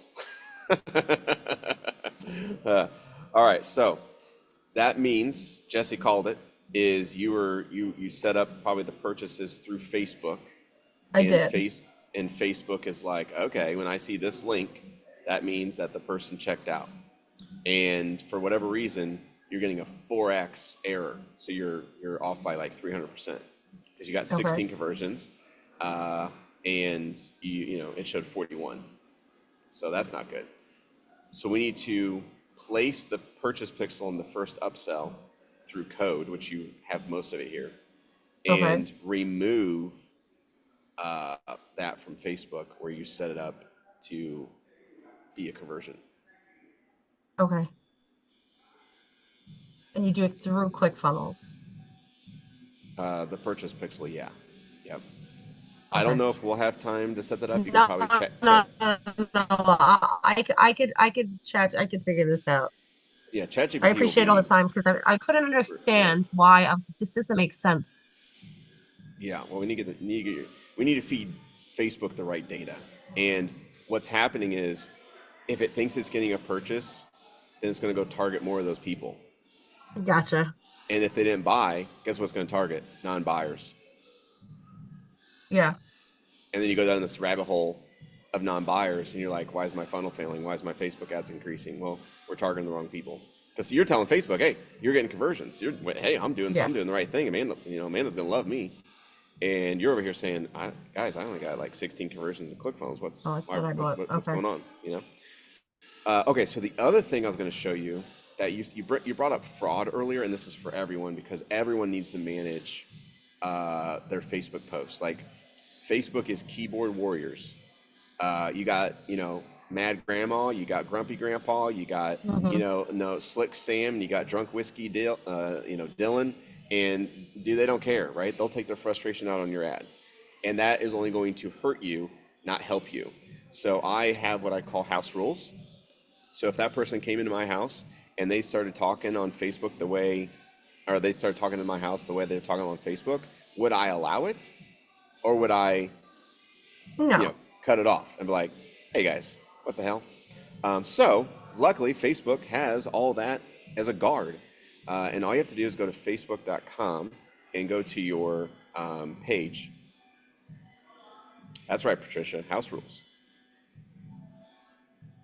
So just go to a new tab. Oh, you want me to? So that's not where actually I had the fraud.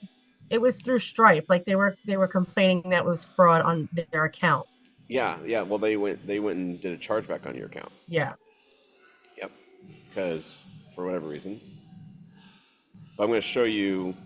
So those are for buyers, but you were saying some other people when you called them, they're like, oh, I saw something or whatever. Okay, so let's see if we can find it together here. So you have to go to the page itself. So you got to go to Liberty Forge USA. There we go.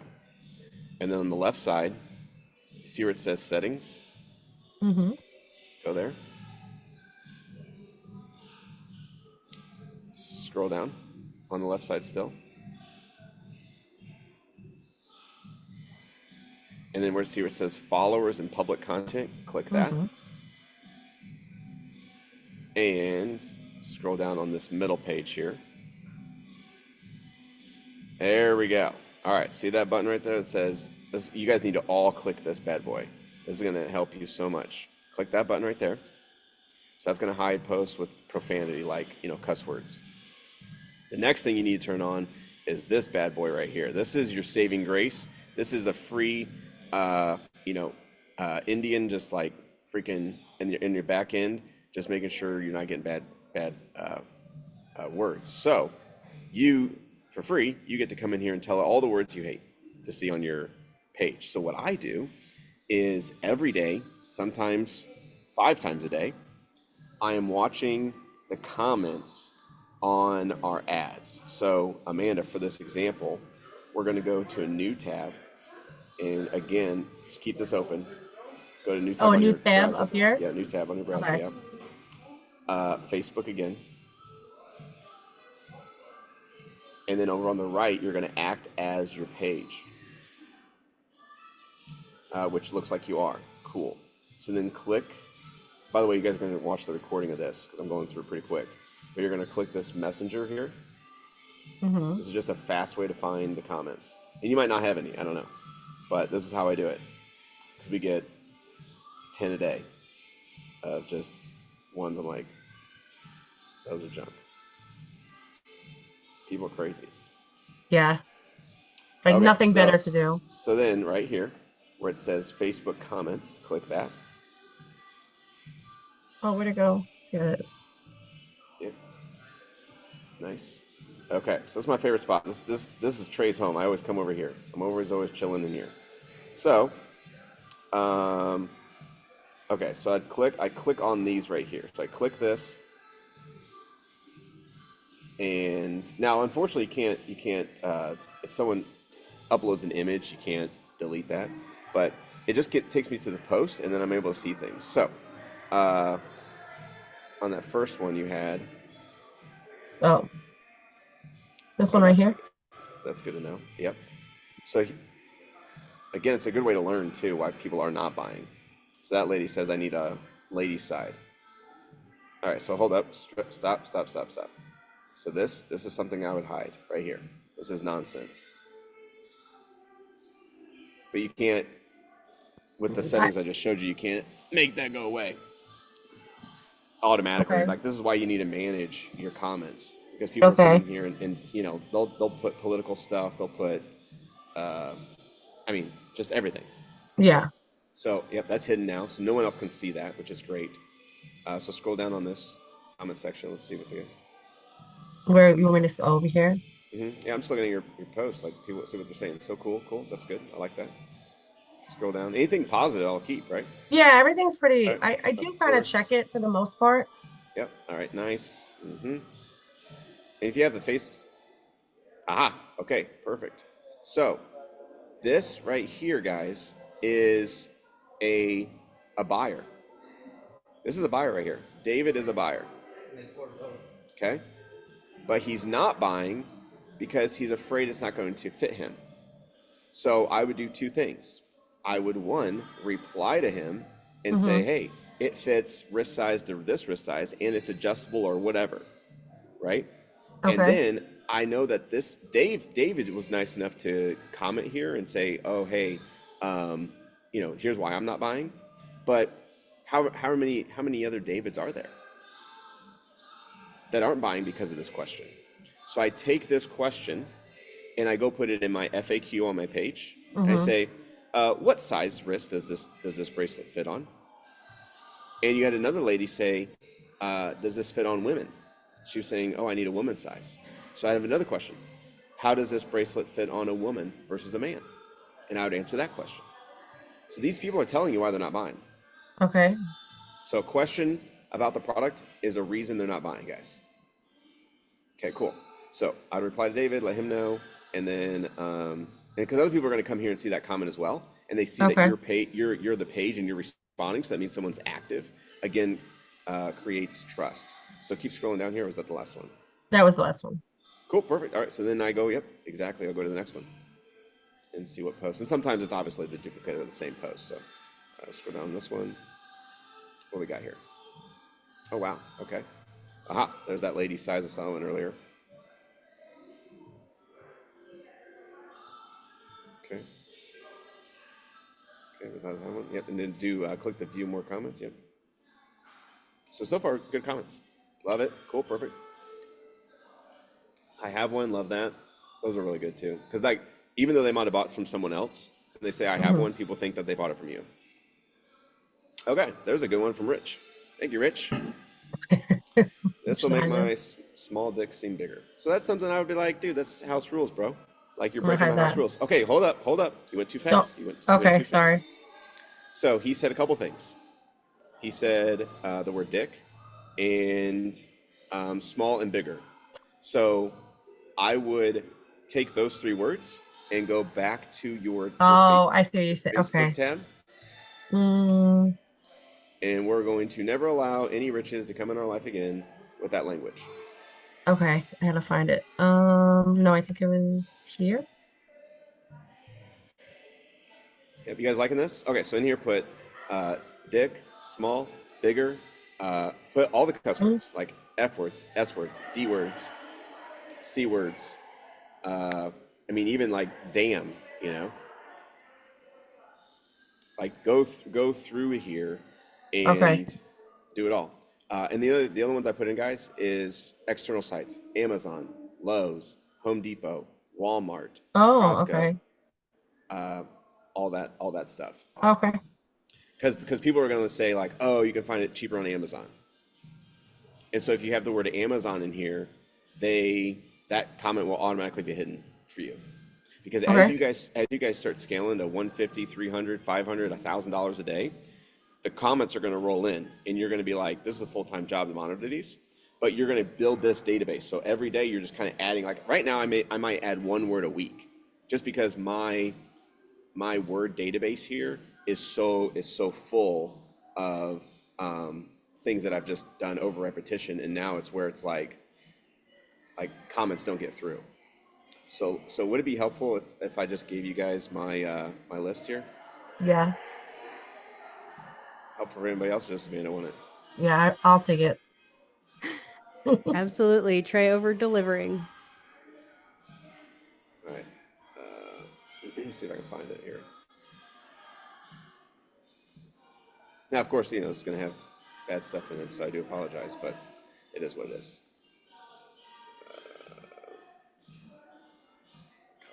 Okay, so I'm going to put this list in the chat here for everybody. Oh, it's 2,000. Okay. I guess I have to separate it.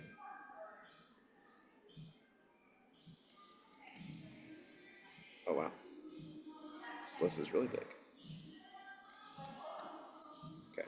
There we go. There's one. There's the first one, second one, third one. There you go. So that's huge. That's a huge list. TikTok. Obviously, some of these aren't going to apply to you. We have some products that, people are like, oh, it's going to burn down your house. So like burn, breaker overloading, worthless. That might be a good one. Pop, Walmart. People misspell things like you'll see like Whistlemart, shipped. People say like I'm still waiting on my product, so we tape out the word waiting. Death trap, prison, alert, appliances, overloading. Like people say, oh, what a joke. I mean, this, you guys are getting ripped off, so we'll tape ripped off. So yeah, you have to separate all those through a comment, or what you can do is click these three dots over here, and you can take what I just gave you, upload it into a CSV, and then upload it into here, guys. Make it really simple. Huh. Yep, there you go. Yeah, you upload it from CSV as comment, comma, and then I'll just pop those in there for you. You'll have to go make the CSV though. Okay. Text file. But click save. Click save. And that's how you guys are going to do this. You just every day. I mean, spend $150 a day. You probably aren't going to get crazy amounts of comments, but you might get it on your phone and you see something that comes in. But like allowing those comments on your feed creates distraction from what you're wanting, from people buying your product. And people read the comments. People read the testimonials. People don't read the sales pages anymore. Only logical buyers do. Truth. Okay, so go back to Facebook and let's just do a couple more. See if there's any more that we could just from one, a couple more examples if you got any. But I think what I gave you guys today is helpful. Absolutely. Doug, I don't know. That's a great question. When you want small or bigger be something you want, yeah, it might be. Or if I see, like people saying, oh, this is going to be too big on your wrist, or man, this looks really, it's going to look too small on me, or I don't know. Like, again, you got to play with it, right? And kind of choose your boundaries. What I like is, let's say I do put it in there as for bigger and smaller, and someone comes and says, oh my gosh, this is the perfect size because I'm a bigger guy. Well, I would go and unhide that comment. And so just because Facebook is automatically hiding it doesn't mean you can't go back and unhide it too. So there's that. Okay, so you remember how to get there? So basically, you're in it, and then you go to comment section. Just click that comments on the top right. That's the fastest way I found to get to it. If you guys know any faster, let me know.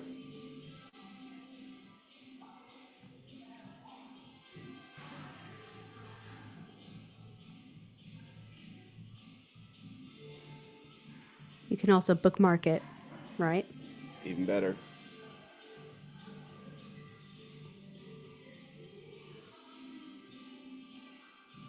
We're in this one. Yep, that's the one that had a lot of comments in it, so that's good.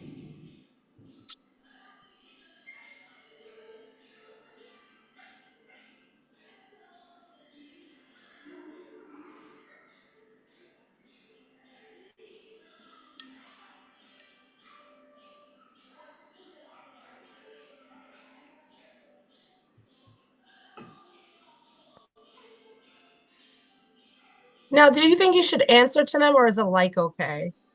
I answer to him. Oh, Yeah, with the link, with the purchase link. Hey, like Blanca, like she's like, I want one. Cool. Some people just don't know how to order. Okay. So you're like, hey, Blanca, awesome. We got one. I got one packaged in a box ready to go for you. Click here and finish your checkout.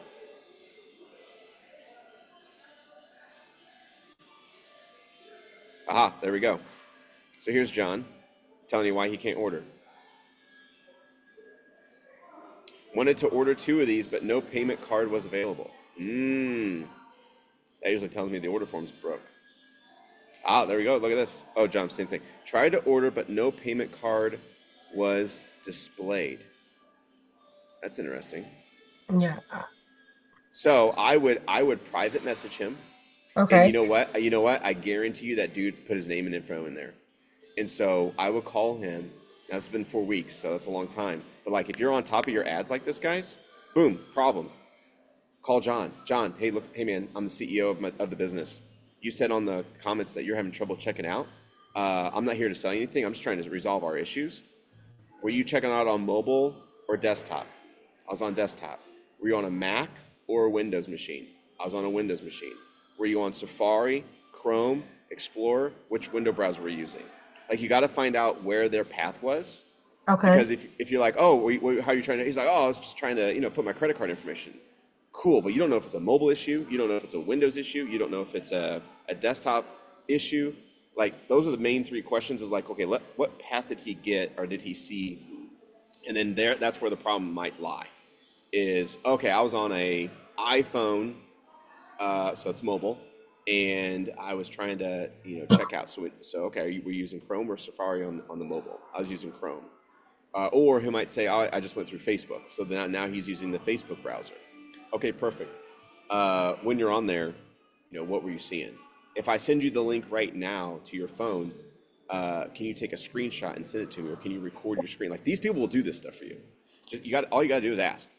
Like, hey, can you send a screenshot? Can you record video for me? Can you, have your sister-in-law like send it over? Like, however, like I'll send you a free T-shirt. Like I don't care. I just need to know where you're seeing it's broken or where you're confused. Because if you're confused, all those other people are confused. If I can eliminate that confusion, more sales come through the funnel. Or he might just be an idiot and he doesn't know what the hell's going on. So there is that too. Like you just be like, oh, this dude's dumb. So just go with what it works. Now, I would delete these. I would hide this. Okay. Because again, if someone's scrolling through and they're like, oh, no payment card was available, like, oh, I'm trying to pay with card. Right? So I hide that stuff because that again, if I'm a buyer and I'm looking at this, I'm like, no payment card available. Oh, screw this. Like people want easy, guys. They want easy stuff. Okay. Now, why did William Cooper reply to Karen? What's his replies? There you go. I'm gonna hide those. Okay, so no, hold on. Don't. Okay. Keywords. Ugly, hell, want, or don't. I would do don't. Okay. So those are three key words. And then we got. I'm just gonna write it down really quick. And then we got Oh. like these are just keywords that I'm looking at. Like, okay, if how could I write this sentence differently? If like this is for my son, so like those are words that I want. But if it's like, what's a down word? Like ugly, hell, don't. Like no one's gonna be like, I wanna buy this, don't you? Versus they're gonna say things like that's a negative, like, oh, I don't want this, I'll never buy this, don't buy this. Like that's gonna give you more bad than it is good, right? So don't would be a word that I would put into the thing. Okay. And then I would hide these. Yeah. Friggin' William Cooper, like go away, William. No one asks you, buddy. Whoever, are you guys related? Okay. So then you got someone tagging. All right, so that's cool. I want one. All right, so there we go. I don't like him either. I don't want people to be like, oh yeah, they are making a ton of money. And then if you look in our thing, we had the $sign. So Charlie's asking you to put both words like don't and don't. No, Facebook is smart enough that it knows capitalization and punctuation. So you don't have to put the word. It gives an example on that screen. It says like tree, and it'll put like all lowercase tree, all uppercase tree with 3 E's, like the number E, 3. So it knows the differences, which is kind of nice. Okay, cool. Isn't this great? So just this, it's like you got a billboard outside your store and people put profanity on it. And you're out and you're just walking in every day with your keys and opening the door and be like, oh, well, I guess we got our sign up, but the profanity doesn't look good, but fuck it. Like we got to make sure the front of the forge here is, looking good to people. Like, hey, we're open for business. We run a clean store. Everybody loves us. Like that's what we're trying to get across here.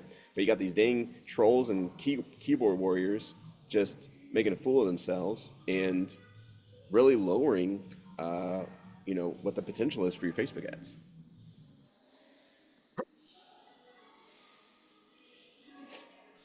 So good. Such good advice.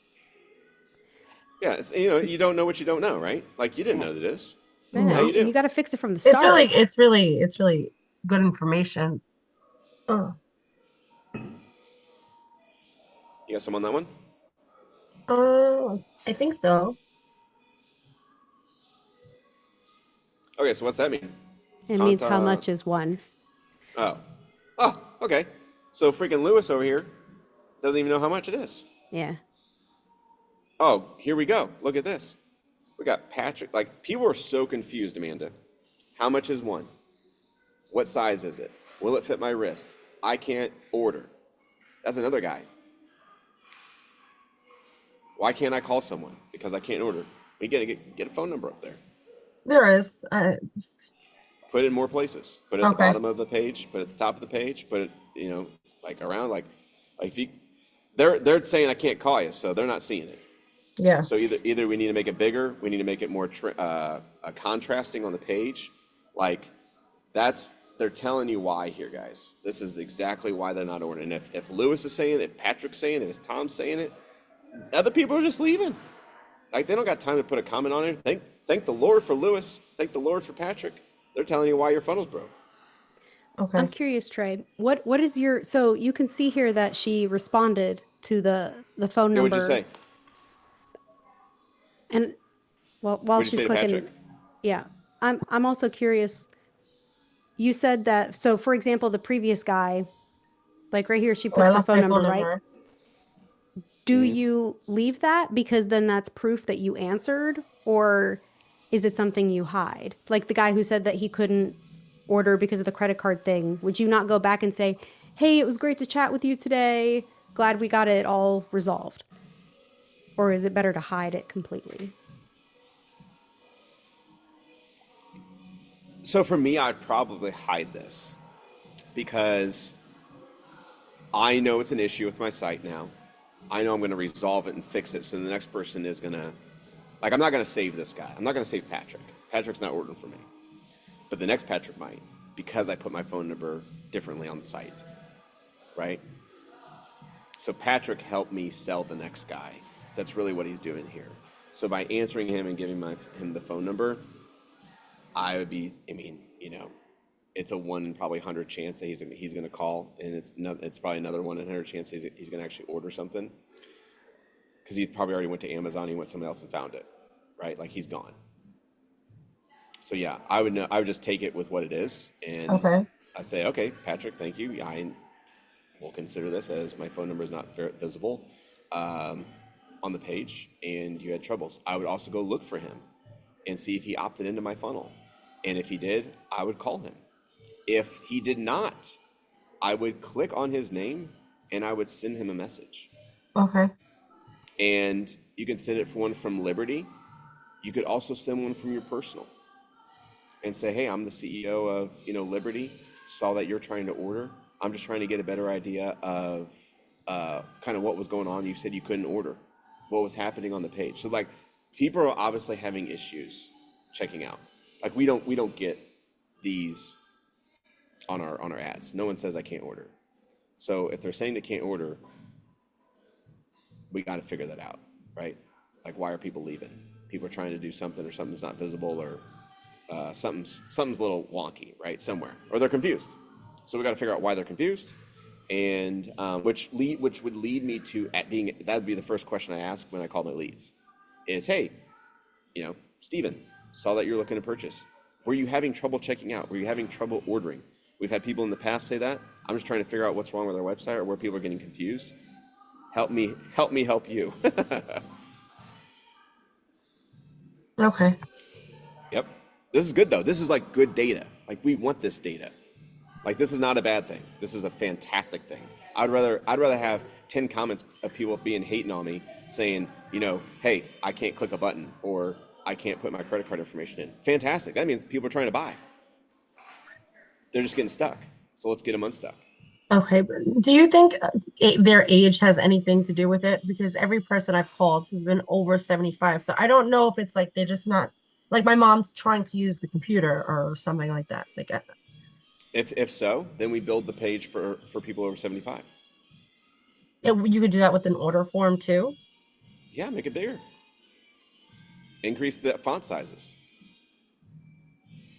Okay.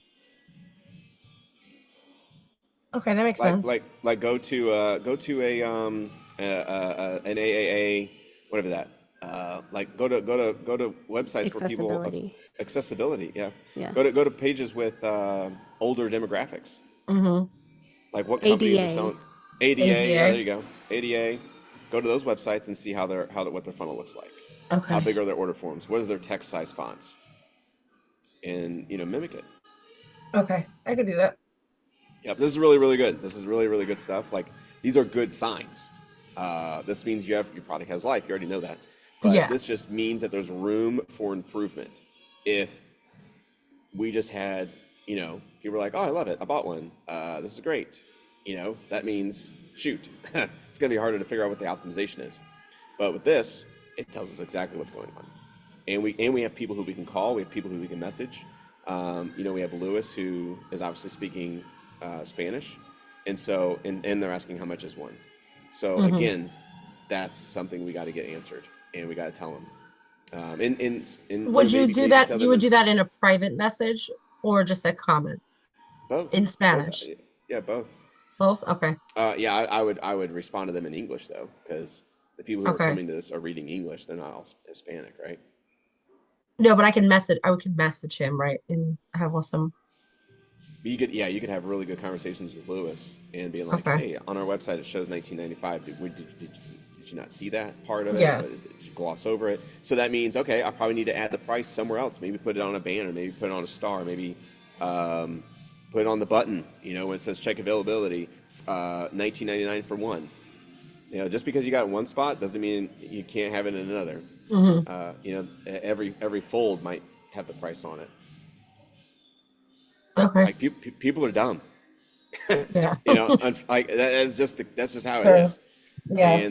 And they're sitting there, and so we need to make it as seamless as possible for them to get through the order form, so they know exactly what the price is, they know exactly how to order, they know exactly how to put their credit card information in, and then I'm watching Looms. Like, that is my day to day. I watch Clarity videos, I watch my comments, and I watch my Facebook ads. That's my day to day. And then I go optimize the funnel. I tell her, we have a team that does it, but optimizing, when I was doing it with ClickFunnels, I was in there just, switching things around. But you only want to do one change at a time. So when you said, oh, I made a split test of 50-50, you instantly, with one click, you removed 50% of your traffic. So of course your conversions doubled. Of course they went from $20 to $40, $20 to $60, because you just sent half of your traffic to a page you have no idea if it converts or not. And if it doesn't convert, then you've reduced your conversions by half, and you doubled the amount it's going to cost you for a conversion. Okay. So what I do is I only split test maybe by 10%. So now I got 90% of the traffic still going to a funnel I know works. It converts. It does good. But I got 10% of that traffic, just a little bit of crumbs. Moving to this other funnel, I'm like, okay, let's just let Oh, I see what you're saying. Okay. trickle a little bit of those clicks through. And then, if that one's showing sales, let's move it to 20%. Okay, we got more sales. It's converting better than this funnel. Let's move it to 30%. And then, and that bar slowly slides to 100%. Not 50-50. You guys are gangster. You're like savages. You're like 50%. Let's go. Like, screw it. It's definitely okay. I get what you're saying. That's funny. Yeah. All right. At least you didn't do 100%. So again, you're making a lot of changes. You're doing a lot of things. You're doing a campaign on. You're doing a split test. You're changing a button. Like, all of those things matter, and they mix with one another.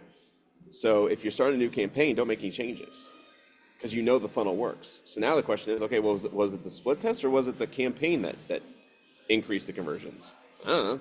You don't know. I don't know. We don't know. The only way we're going to know is if we only do one at a time. And how long would you wait for one at a time till it's working, and then you go to the next thing, or? Yeah, proof of life, right? Proof of conversion. I want to show increases or decreases for cost per conversion. So if it's Facebook ads, we're waiting 7 days. If I'm spending $1,000 a day, I'm waiting 1 day. Like I'm going to know pretty quick at $1,000 a day because we're getting 50 conversions. But if you're at 150 a day, it's going to take you 7 days to figure out if it's working or not. Okay, so my first step is I have to fix this pixel. Fix the pixel first. Call your leads. Call them. Message your comments. Add these comments to the naughty list. Go through all these comments on the left. Upload our CSV, but go through all these comments on the left. Add those. Call your leads. Optimize your funnels. And what I was getting to was go back to your controls. So go right back to what was working, which was your Facebook. You had a Facebook campaign that was working. You had the left side of the funnel that was working. Your YouTube video doesn't work, so get that working. Get that to Venmo. Okay. Get that to play. So there's a lot of things that are broke right now.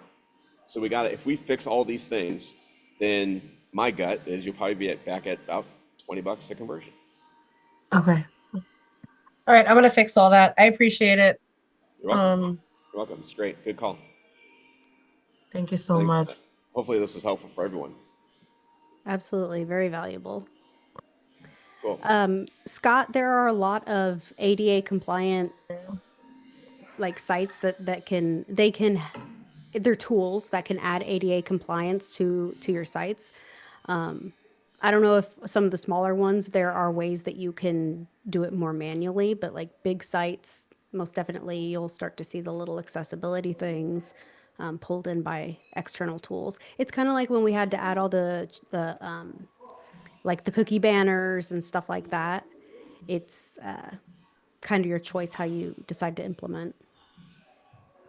Love it. Jesse, I'm gonna jump. Yep. Thank you so much for your time, Trey. Enjoy Yep. Arizona. Appreciate everyone. Bye-bye. So yeah.